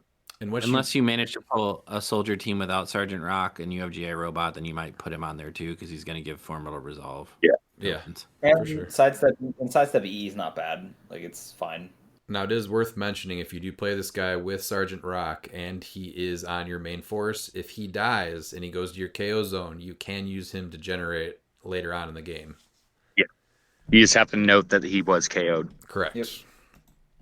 League Assassin, one of the worst pieces in the game, or the set. Yeah. So yeah, you're probably leaving her in the booster. And then for the same amount of points, this guy is just infinitely better. Nothing crazy, but 5 clicks of health. The Prehistoric Warrior, again, just kind of filler, brute pass warrior. And it's also, They have to think 2 attacks then. I mean, it's going to be tough for someone to get 5 damage, 6 damage, because he has toughness. And he's got So, Empower. 25-point Empower is not bad. Yeah. no, not at all. Then we have 009 Ginny Hex. So 40 points. She can use blades from range. Combat reflexes for a range piece, but she does have enhancement. 40 points. I'd say she's Yep. better than Cinnamon, to be fair. Like if I'm doing marksman shenanigans and I have to do that, I would rather play this over Cinnamon. Running shot Absolutely. with blades, yeah. Yes. But yeah, I you have had- Cinnamon. Cinnamon's off on the side, and then you're like, I have Ginny Hex, and then you put Cinnamon back in the booster. I actually played them together and they play perfectly fine together and they both have sweet cowboy hats. I didn't realize you were such a cowboy hat fan. Well, I'm trying to find positivity here. It's World's Week. All right, Booster Gold, 70 or 40 points. At 70, he's a running 40. shot, energy explosion with enhancement. Otherwise, he just has Force Blast, Pulse Wave, ESD enhancement, I and 40. prob. just don't like this piece. Yeah, it's No, awkward. I had I to love play him, Booster Gold, and he's but yeah. giving up 70 points or 40 points pretty quickly every time. So if you need the prob, I guess I would do 40. Yeah. Because that's then a he's stretch at least a stuff. threat with the Pulse Wave, and he can carry people around, I guess, with the prob, right? Yeah. He's And- dead and- turn. and- He's and- dead turn 2. Yeah. Yeah. Dead turn 2. It at least makes people think about, like, if you keep him back a little bit, though, if they're coming in to get Pulse Waved, I guess. Then we got Trick Arrows. Obviously, you're making Trick Arrows work on a team, and if you pull 2, yeah. you're not mad about it. I've seen it. Nope. You're giving them to Mr. Mind. You can. He's tiny. Mr. damn Mind, he's only 30 points, but pretty good utility with the mind control. Sees through characters. Outwit. What do you guys think about him? Are you trying to make him work? He just kind of gets thrown on non-theme, or what? No, I think the dream team for him would to pull Ultra Humanite with his team up card, and then go Time Stealers. No, I want him for the Colossal. Actually. Of course, I know that. I'm talking about the main forcing this little guy. Oh, I guess that's fair. But I mean, he's fine just putting on a main force. I mean, you keep Yeah. him keep him in the back. You have 8 range, double target mind control with an 8 range sees through character outwit. I would gladly just be like, you can stay right here and just annoy people. You just carry him around and keep him behind somebody and try to mind control the next turn. He's great. Yeah. Because you still outwit. I mean, you just, and you just have to stop somebody from energy exploding there. But he's awesome. He's Outwit absolutely the awesome. Iron. There you go. Yeah. So do you think that every team should probably have a Mr. Mind on it somewhere? Yes. I think so. Okay. I mean, outwit is huge. So an 8 range outwit is even better. So yes. I think the biggest thing is he's really good. It was just hard to fit on teams, and we were building out of the bricks. But it felt bad to not put him on some of the teams. 35-point detective chimp, perplexing outwits and mystics. I think this was someone you made work, right? Oh yeah. Yeah, he came in big on every game I think I played him on. I had him on my pre-release team and my release day. You make him work on a team. The perplexed outwit was huge. He's tiny, easy to carry, and stealth. So Yeah, you play him every time. then we're down to Animal Man. Beast. Yeah, he's Yep. just he dies I real think hard. someone's playing him. Yeah, he's just too good in sealed. Yeah, So but he what- hits like a brick house, so that's what you need. So he's only 60 points. He starts at a charge, super strength. What is it? Impervious with close combat expert. Yep. How much are you trying to make him work versus he just kind of fits and I guess I'll play him? Because he's hitting 12 for 5, but he does kind of go easy. If you don't have like a beefy figure to play, then I would say play him. Like that's what I mean. If you don't have a hitter that's bringing like a lot of damage in one hit, he can fill that, and that's what he's there for. Like yes, he does kind of go down, but If you get crap super rares and you need heavy hitters, I mean, there's a chance 2 Animal Man. There's a chance 2 of us could be playing Animal Man. And he does have Yeah, that's flight, Because you need so damage. he does do some stuff in sealed. and he's not nothing. He's still Mystic, so he's hitting somebody back on the way out. Like it's and And yeah, if he hits first, I mean, he's hitting 12 for 5, potentially 12 for 6 if you have a 1x1, Knock him Yeah. back. Yeah. thing. I mean, He's too good of an attacker in this format to not play him. That's fair. What about Deadman? I really like Deadman at 40 points. I feel like this is a piece that you're trying to fit on a team, even though he's a common 003. He just does some good stuff. Precision strike, double rollout. 2 rollouts. Yeah, Right, yeah. you can ignore elevation, blocking, and characters. Great to tie up people. He does have sidestep, which kind of is good for his only 4 speed. But yeah, the mind control with precision strike, 12 attack. I think this is a guy that you're actually trying to make work even on a common. he has above average range too. So like yes, he doesn't have running shot, but still sidestep 6 range with a precision strike mind control, like that's a big deal. And again, if you didn't pull a piece to that like a big hitter, like that's what my problem was when I pulled in seal was I didn't have a power hitter on my team. So I used him to control the pieces of my opponent that were a lot better than mine. Yeah, and Yeah, with the precision 12 attack, strike you're gonna and precision you're gonna strike. 12 Yeah. attack. Absolutely. The Then- 12 attack was great. He's hard to kill. I don't think he ever died when he was on my team, so it was fine. He makes teams because you can mind control the other team's heavy hitters, and if nothing else, I used him a lot just for the precision strike. Yep. I don't think there's a lot of Battle Fury in this set, right? I think it's sprinkled in on some of like the higher point pieces, but other than that, I don't think there's a ton of Battle Fury. No, it's like Colossals. A couple like T-Rex has it. There's a couple that have it, but there's not that Yeah, many. Batwalker, T-Rex, and I think that's it. Oh, and then I guess Kal-El. There's a few. Yeah, a handful. Yeah, so I I think some of wouldn't- the yeah. bigger ones that you would possibly play at high, but yeah, Yeah. it's pretty safe to be able to mind control a decent amount of the teams. Well, and he's not losing his shape change either, unless you're outwitting. But it's still like you can outwit him, or you can outwit my bigger piece. So Right, yeah. What about the 40-point Velociraptor? I mean, you're looking at him. I mean, he's not bad, especially animals. It says friendly characters get +1 to their attack. You have a whole Yeah. brick, though. I think he's only making an animal team, right? yeah, For that yes, trait. exactly. Mm-hmm. Because if you have points left and you need an attacker, right? That's it. 40 points attacker. You have a whole brick, though. I think this guy's a little bit of a stretch. I think the biggest thing that he does is just friendly characters with the animal keyword making close attacks modify attack. So he doesn't have to even be adjacent. So I feel like that's really the only time you're playing him is if it's an animal themed team or a majority of your team is animals. And the majority of the animals in the set are almost all the Colossals. So just throwing that out there, that pulling an animal. I think it was might be kinda tough. But we just went over a few, like it's Animal Man, Detective Chimp, Mr. Mind. There's some in there that might surprise you how many there are. Yeah, but I meant like numbers wise. There's equal amount that are just all the colossals, and that means you're only getting maybe one versus the rest of the set. Like there's two super rares, an uncommon, and four commons. So math I wise, think I think this piece sees more play than you think it does because of the animals that you can put on the team with, like Animal Man and the Colossals. That's the only thing is if you can make if you can make animals work, I think that's the only way that you're playing him, even as an attacker. yeah. And then the last one of the set is the 001 Common Batman.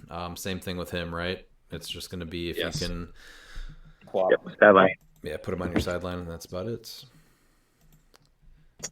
So what are you guys thinking as far as commons? Obviously you're getting them all. Is there a common that you would prefer to play, or that you think is the best common besides the trick arrows, if that's considered a common? Detective Champ. Yeah, Detective Champ. He can be Detective Chimp or Mr. Mind. Or Deadman. Those are my three. Those are if I had my choice. Animal Man is obviously up there too, but I don't plan on having Animal Man as my main attacker, so he'll probably not see much play. But he's there. But Detective Chimp, just because the perplex now wit's huge. Yeah, there's definitely some like just incredibly rough bricks just to pull for this event. I think I said before, but we opened 3 cases at home, so 6 bricks, and 2 of those bricks had no chases and no primes. I remember one of those bricks was Super Rare Despero, Rip Hunter, and Vandal Savage, which I think is really rough. What do you guys do if you pull something that bad?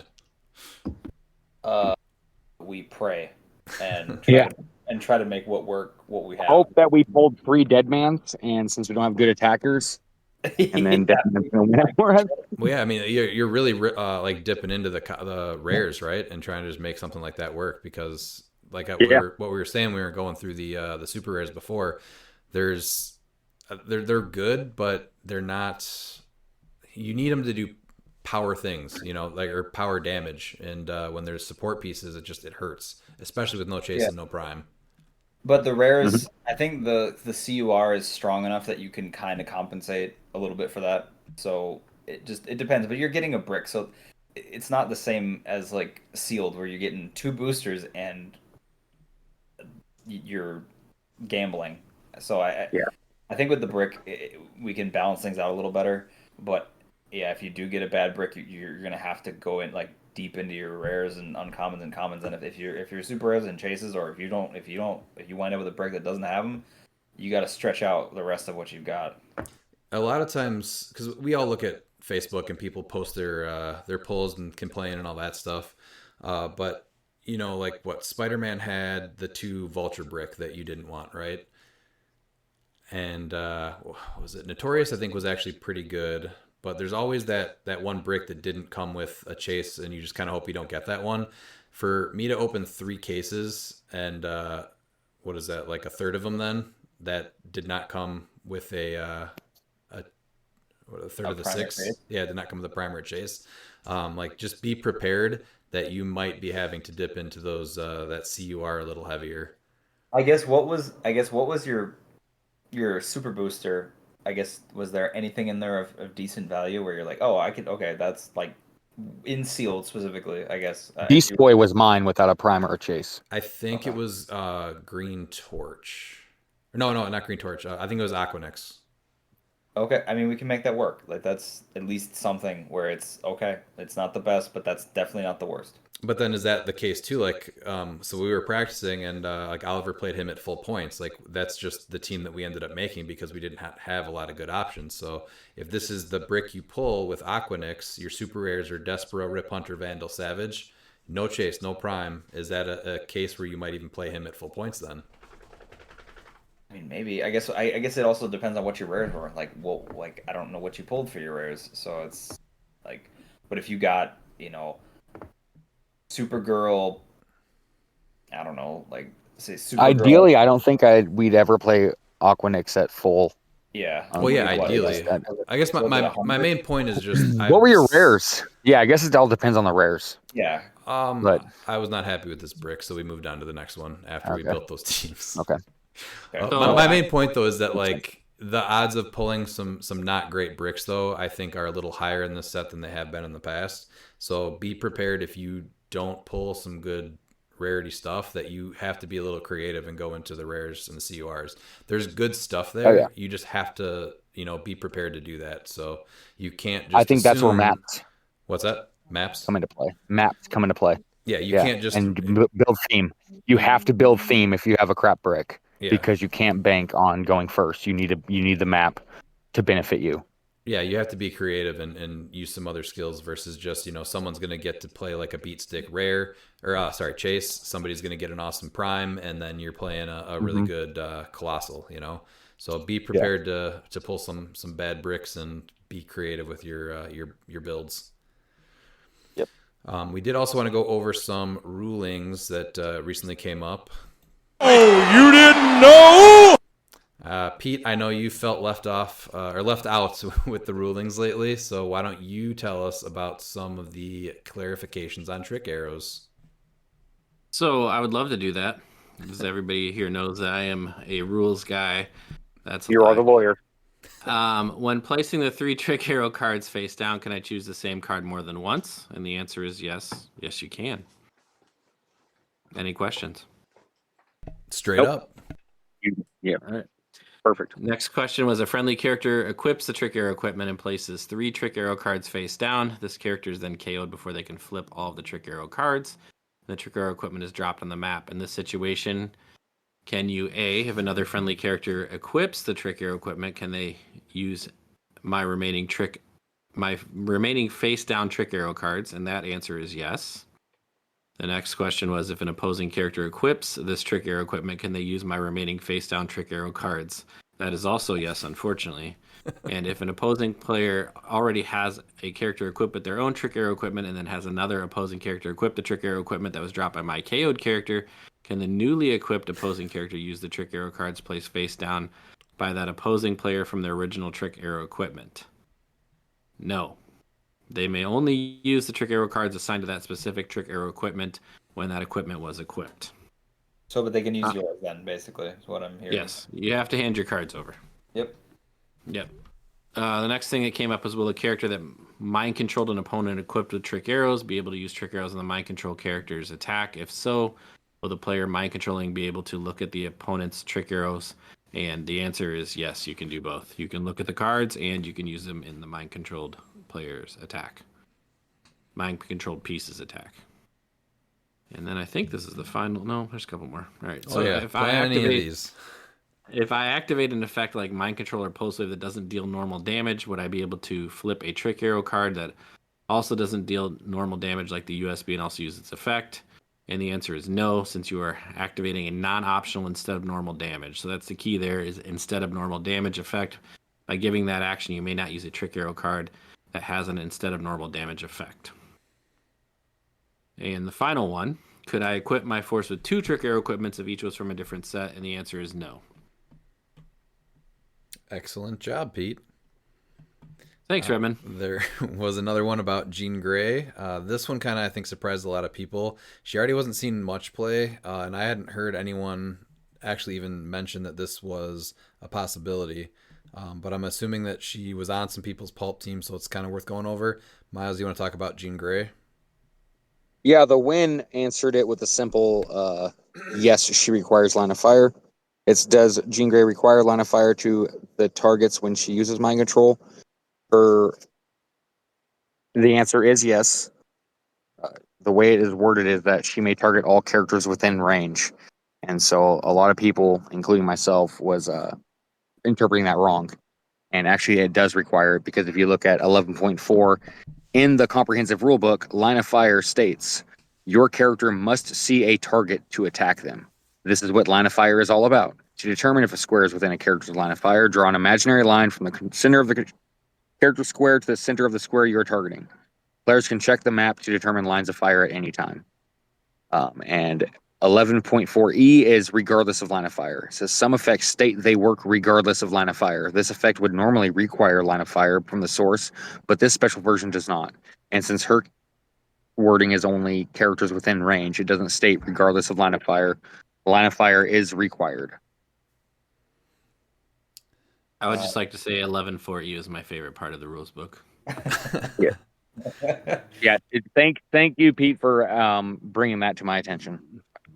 See, that was how I thought she always worked though, because every other power that is similar to this has always like stated, like it has always added the clause of regardless of line of fire, if you're able to just There's another figure that was worded similar, but it said still requires line of fire, and I think that's why it was throwing people off, was because this just said within range. It didn't have the line of reminder fire. text of still requiring line of fire. So is anybody playing her still now? Because she's taken 2 unavoidable after that? Yeah, I mean, I so she got just so much worse. She already, with people thinking that she did not need line of fire, she already wasn't seeing play. That 2 damage is really hard to make up. I think in pulp, no. Silver, absolutely, because you can play her with Mern, so you don't really need line of fire regardless. You can give her the liar ring, so now she has a 10 range mind control. So I still think that it's possible. So maybe in silver on a specific team, but yeah, I don't think. Yeah, I think the number one piece right now people are building within pulp is Beast. So if people were looking at X-Men teams with like Iceman and stuff, she was probably something that people were at least looking at, because that was a pretty strong power. But I think with that clarification, I don't think she's on any team anymore. No, and it's tough even with a 10 attack, 'cause, like, you have to sink in 3 perplexes to make her into a 13. Right. And especially with X-Men, not easy to get 13 attack. Doesn't she just So- also need couldn't you just have Iceman for like the easy like +1 attack without having to do the perplex? I think it's a special power though, because I think she loses it when Yeah, she it's takes special damage. power, so she doesn't get it. I thought it was Yeah. her trait. I could have swore it was her trait. It was not a Thought she still had a special power. I thought She's she a lost rare. it if she took she's a damage. rare, right? Yeah, she's a rare. Oh yeah, no, it's TK. That's what it's her special power. No, the mind control's her trait. Okay, I knew she lost something, and she had a special power at the beginning. So yeah, she doesn't benefit from Iceman in the beginning. Oh, okay. Well, that I wasn't sure. I just couldn't remember. That was like that. I didn't really think about her for the TK. So if you pull her in sealed for Masters of Time, are you guys playing her? Absolutely. No, the Yeah, I big would thing say- is Her that Lady Mastermind, the big Simon thing- Garth. Stop it. The big thing for her was that I think that people might have been playing with her for pulp, just because you can bury her up or go to like Daily Bugle or something like that. So I think it's something worth noting for people before they finalize their team. But Dan, Yeah, you wanna- hopefully Yep. people have that checked out, because I can only imagine we're gonna have at least one person that didn't read that or know that, and then get very angry that that's Yeah, not how it it's works. rough when these clarifications come out like a week before huge events like this. But technically, it is in the rules, so Yeah. I mean, it should have been caught earlier, because that's literally how everybody talked about playing her during pre-release, release, when she was previewed. Like, it should have been brought to someone's attention, I think. But I guess I was the outlier because I just thought that's how she worked from the get go. I was like, when I saw the the clarification, I was like, oh, okay. well, you're in the minority then. I'm okay being in the minority this time. Do you want to bring us on to Dark Side, Mr. Minority? Yes, sir. So Darkseid. Question: if I use my control on Darkseid and during it he KOs a character, once he has reverted forces, his decimate will try to resolve. Can it be resolved? The effect will resolve, but it will resolve with the original player controlling Darkseid using the effect. If a figure that was KO'd shares a name with figures on your force, those figures on your force will be KO'd. So, I think that only applies if Darkseid's not being played at 100. So, my biggest example is if you're doing the pilot shenanigans, if you pop him out and then mind control him and he KOs another one of the pilots and then he reverts, he then kills all of them. no, it's only your force, not them. So it's characters opposing to Darkseid. So if you have Sleipnir and he has Sleipnir, you kill one of his Sleipnirs, he kills all of your Sleipnirs. Oh, Because sorry. I misread that. That's my bad. Yeah, Yeah. I still find that hilarious. It's just Yeah. So, but I think that only applies if Darkseid's not at 300, basically. It's a very if he unique comes out as a pilot. situation. Yeah. But there are things that do trigger like that with mind control, so it is worth noting how that interaction plays out. Yeah. This was covered on page 726 of the rules. Guys, come on. Is that where you're at? In Yes. section 6.9. Yes. And then the last one is the Wolverine squad trait. So this covers James Howlett, Wolverine into LCD, Weapon X, Zombie Wolverine, Major, Logan, Patch, and yeah, I think that's it. So when this character rolls a single d6, if the displayed face is a 5 or 6, after resolutions, you may heal a friendly character with the Wolverine squad trait 1 click. So that Yep, changed. the clarification is perfect. Yeah. Yeah, that was just a clarification so that it's only their trait that is affected. So like I think before people were then judging like, oh, like anything that has a displayed like die on it.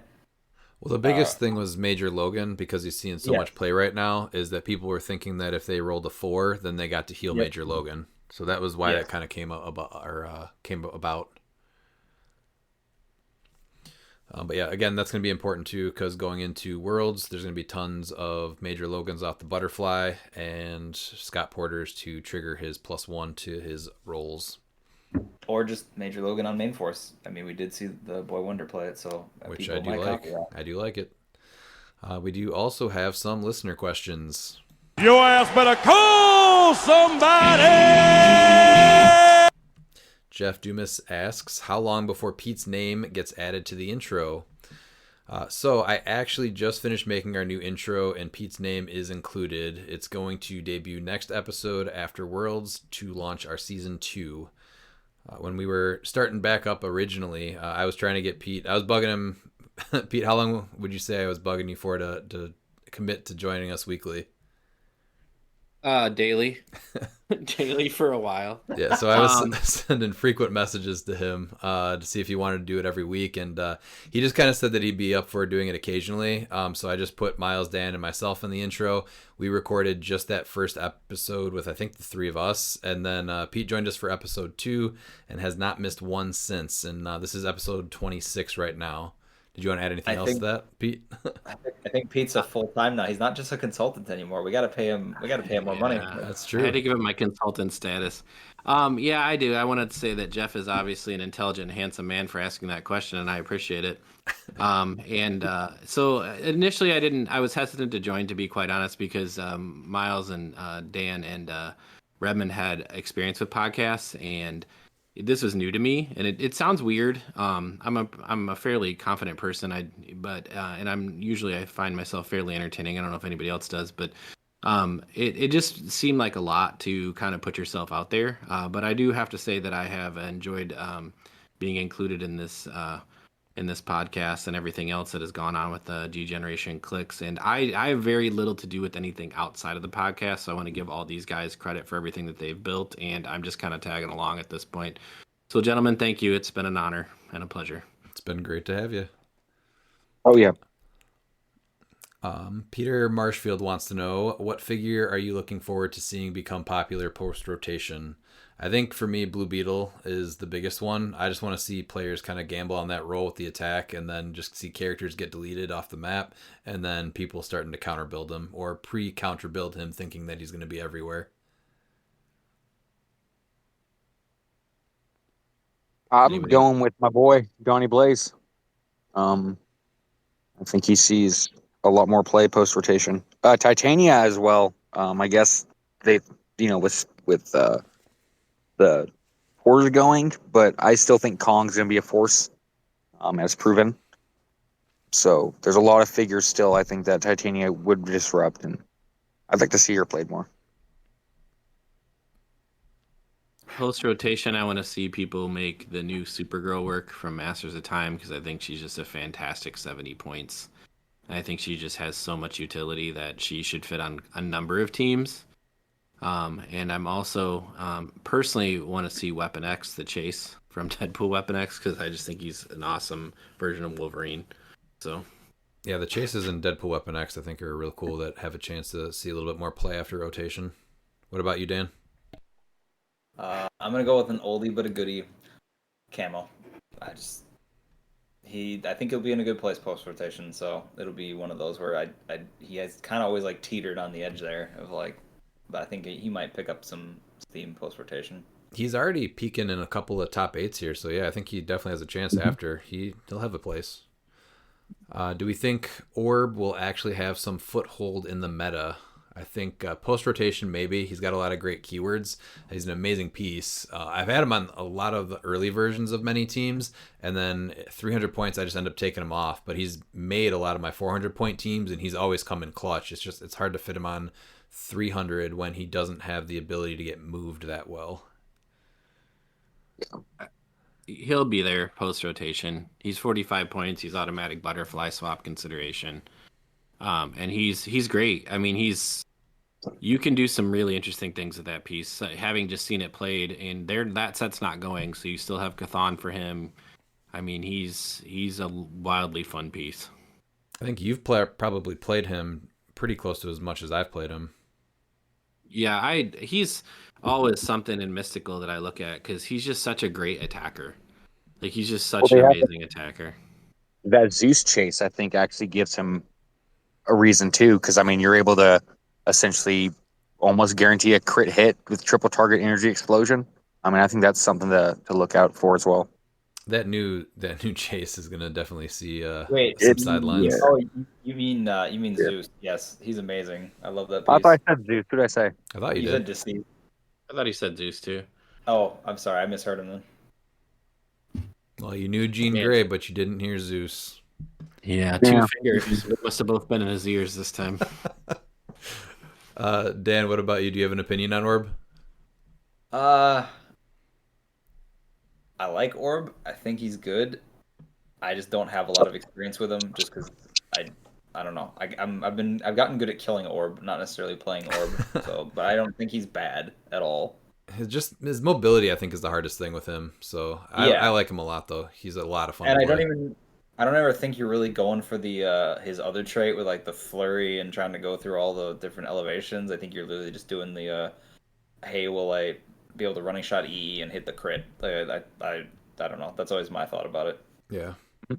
And with the props, you have a better chance. The flurry one comes up a lot, honestly. Like once he gets hit, you're absolutely trying to pull that stuff off. He's just a good attacker his whole dial, really. He's always been a damage sponge for me over everything because people are so scared of him that they focus on him so much, and then the rest of your team is relatively untouched. That's where the outwits are going, or you're hitting your senses. So, yeah, he'll see some play for sure.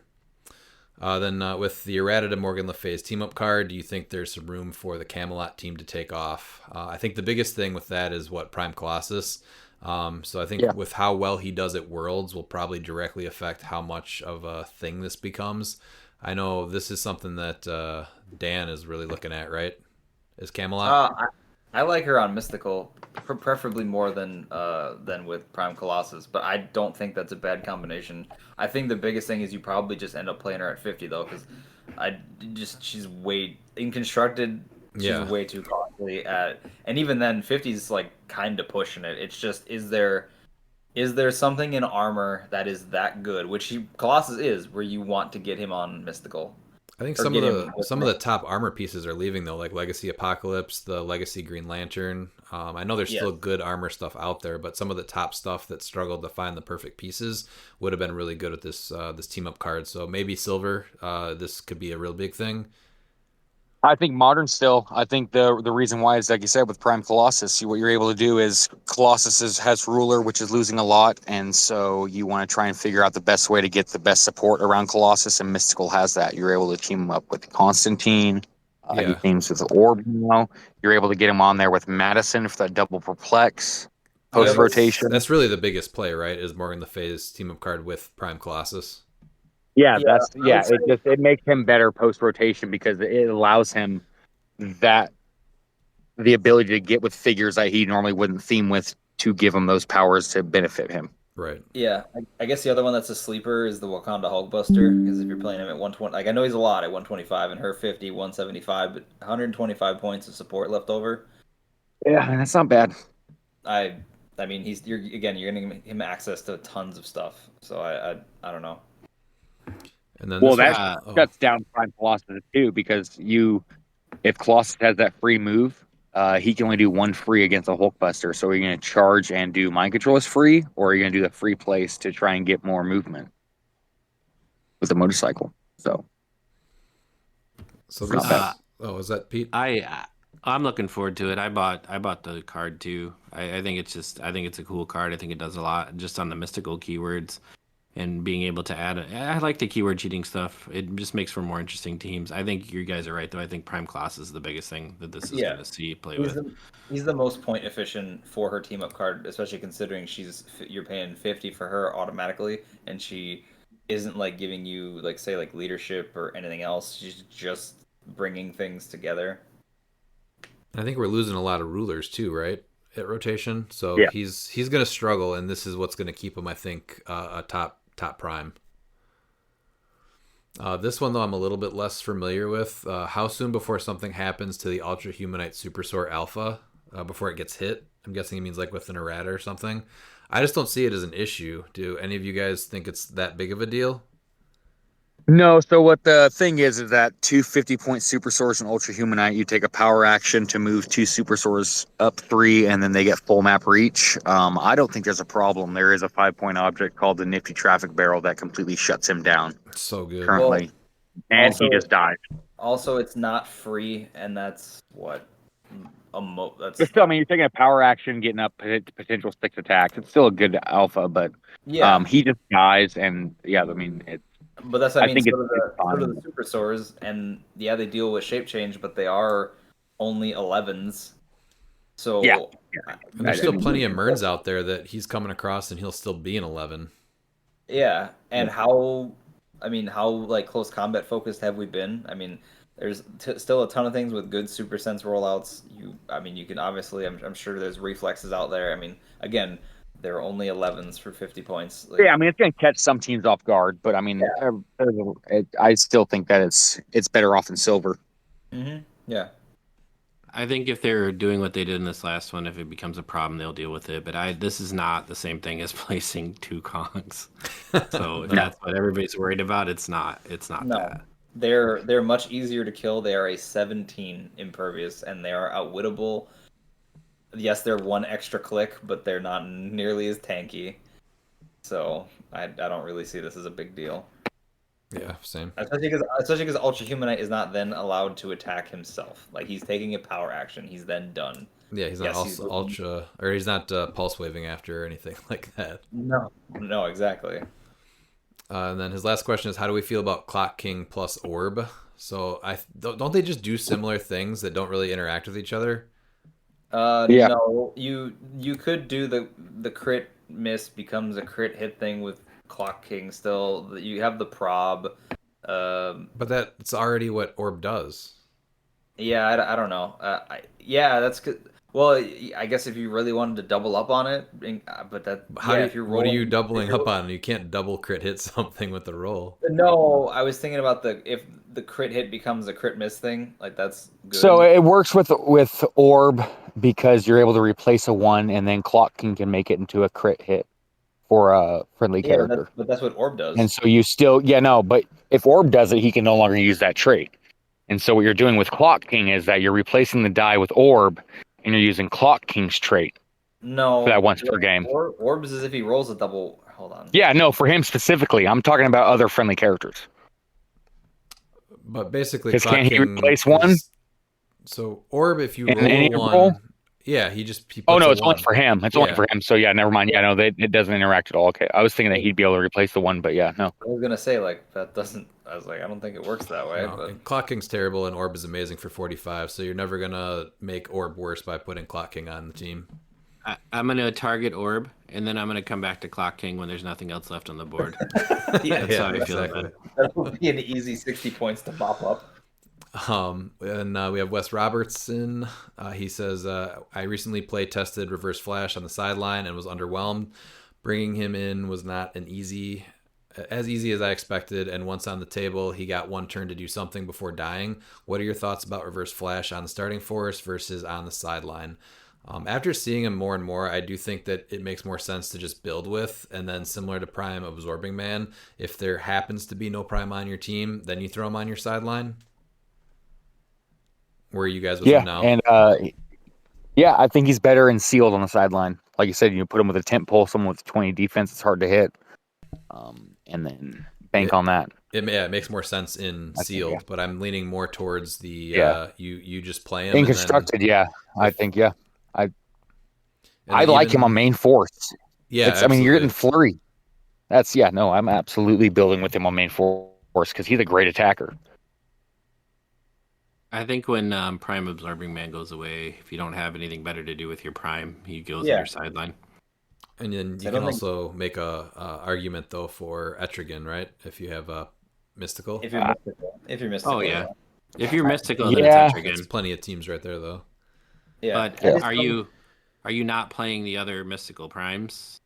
Well, that's all I'm saying is like I'm talking about like the instance where you have built your team and you built it and there's no prime on it for whatever reason. So obviously there's tons of really good mystical primes, but maybe you didn't build a mystical theme team. You just have a piece or two that has the mystical keyword.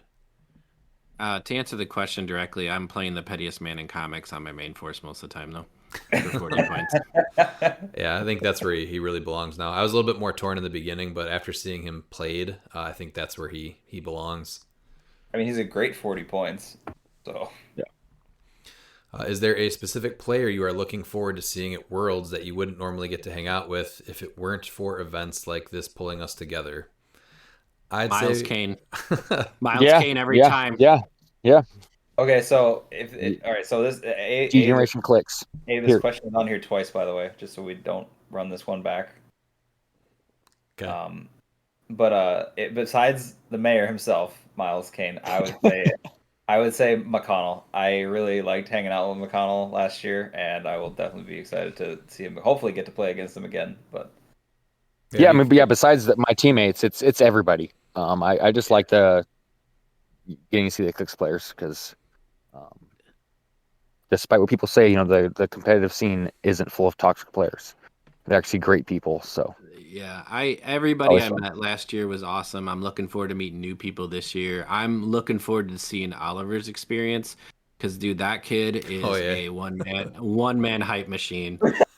So I am so excited to see how he does. But honestly, everybody, but getting to hang out with Miles is always a personal highlight for me.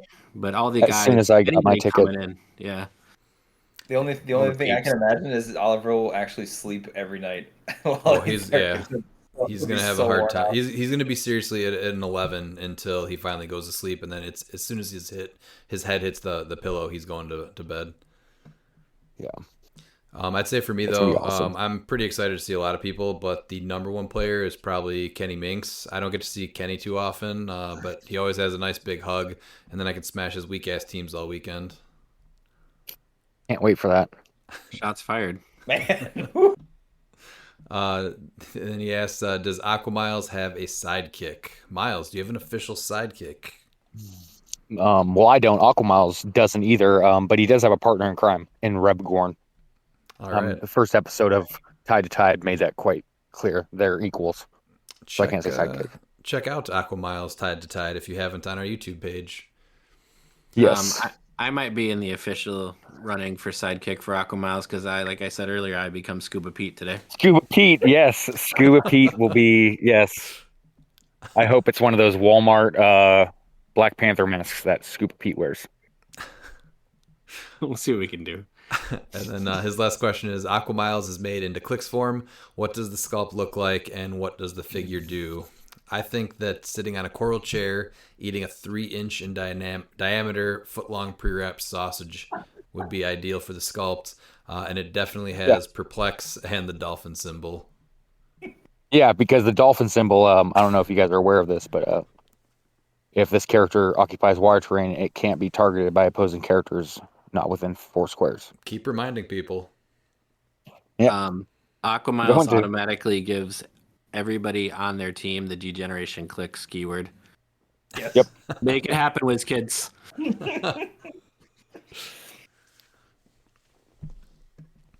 it will be a pog. Ryan Bookwood asks, what are some good Wong builds? I know Redman hates him, but he's the next Arachnite. Also, what are some pieces that will make a surprise at Worlds? So I need to say that.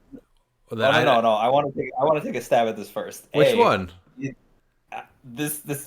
I'll take it. I'll take the second question. The second part of this statement is A. He's definitely not in the next Arachnite. He is way more. He is way more finesse than Arachnite, 100%. and he does not have the level of survivability that Arachnite does. Especially if you're gonna be a maniac and playing with Cthon, because you hurting him every turn is not gonna go very well.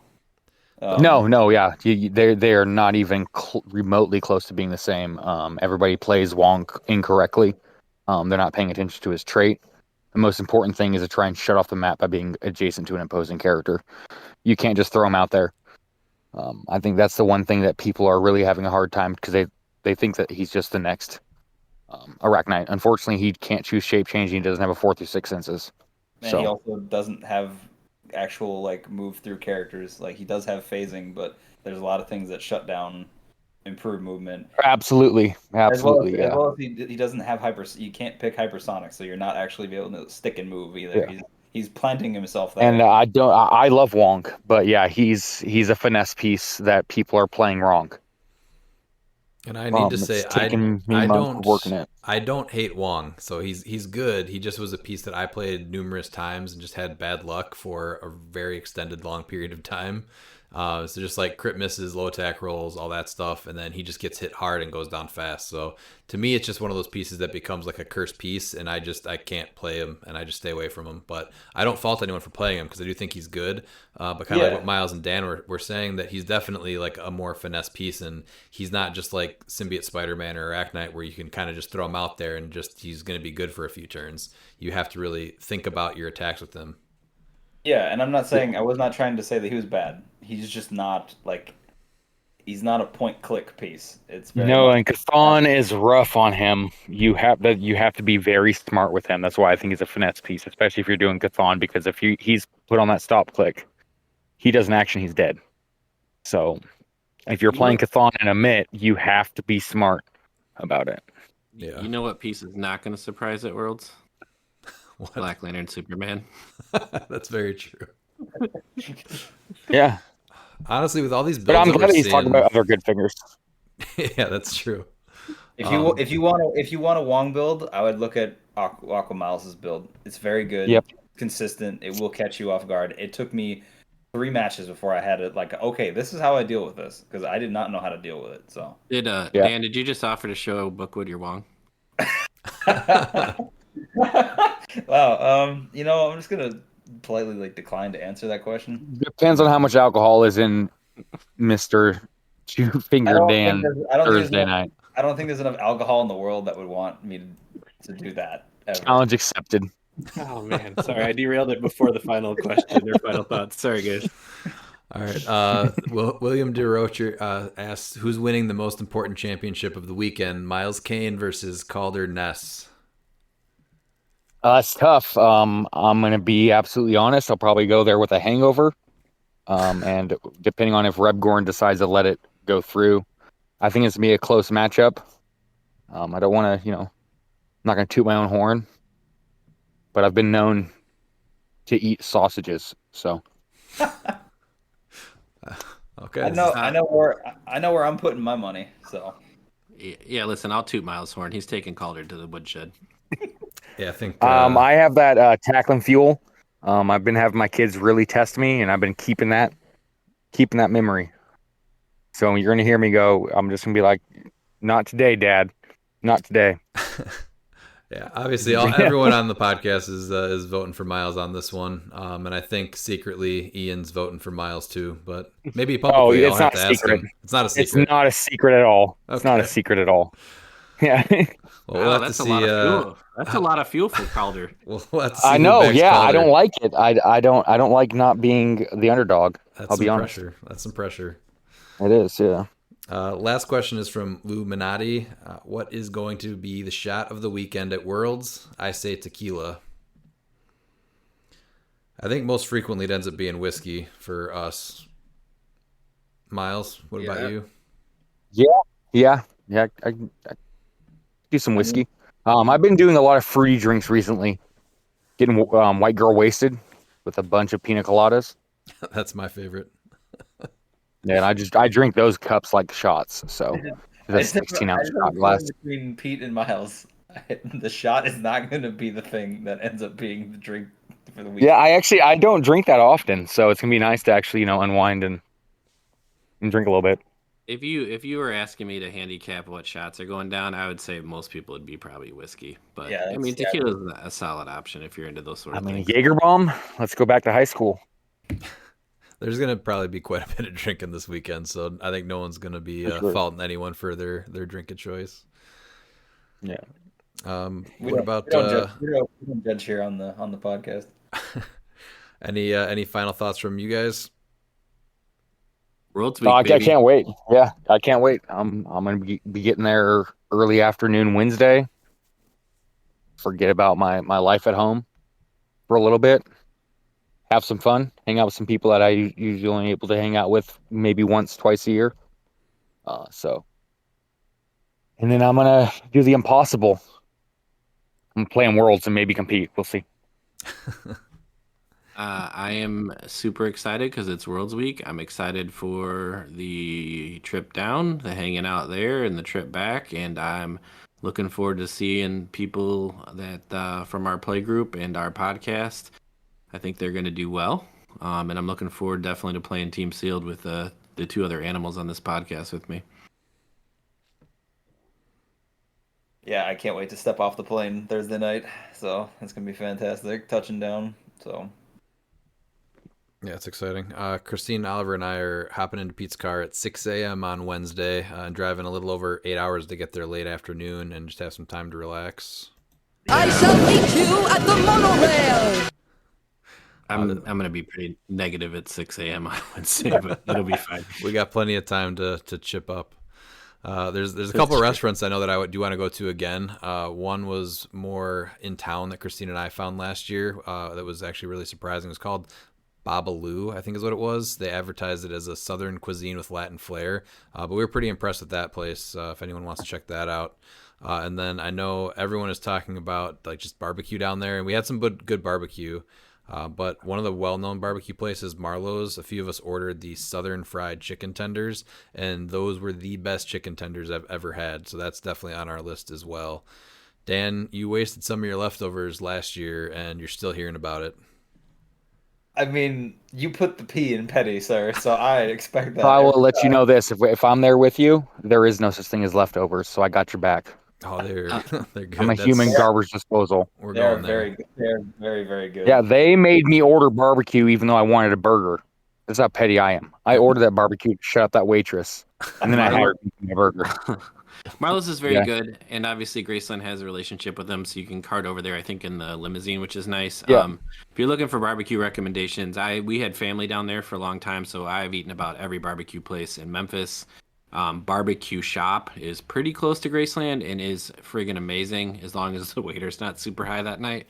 But that happens occasionally. And the other one that's very, very good, it's a little pricier, not quite near Graceland, is called the Commissary. So if you're looking for something a little more upscale, definitely check that out. But hey, if you want to stop by and talk ChampionClix or talk barbecue, I got you. Yeah, we're super excited to see everybody down there this week, so come say hi. Anything else from you guys, or is that it? We'll sign off. Yep, that should be good. All right. See you guys Wednesday. Yep. Thanks for listening. See you next time. And if you're not down with that, we got 2 words for ya! Click it!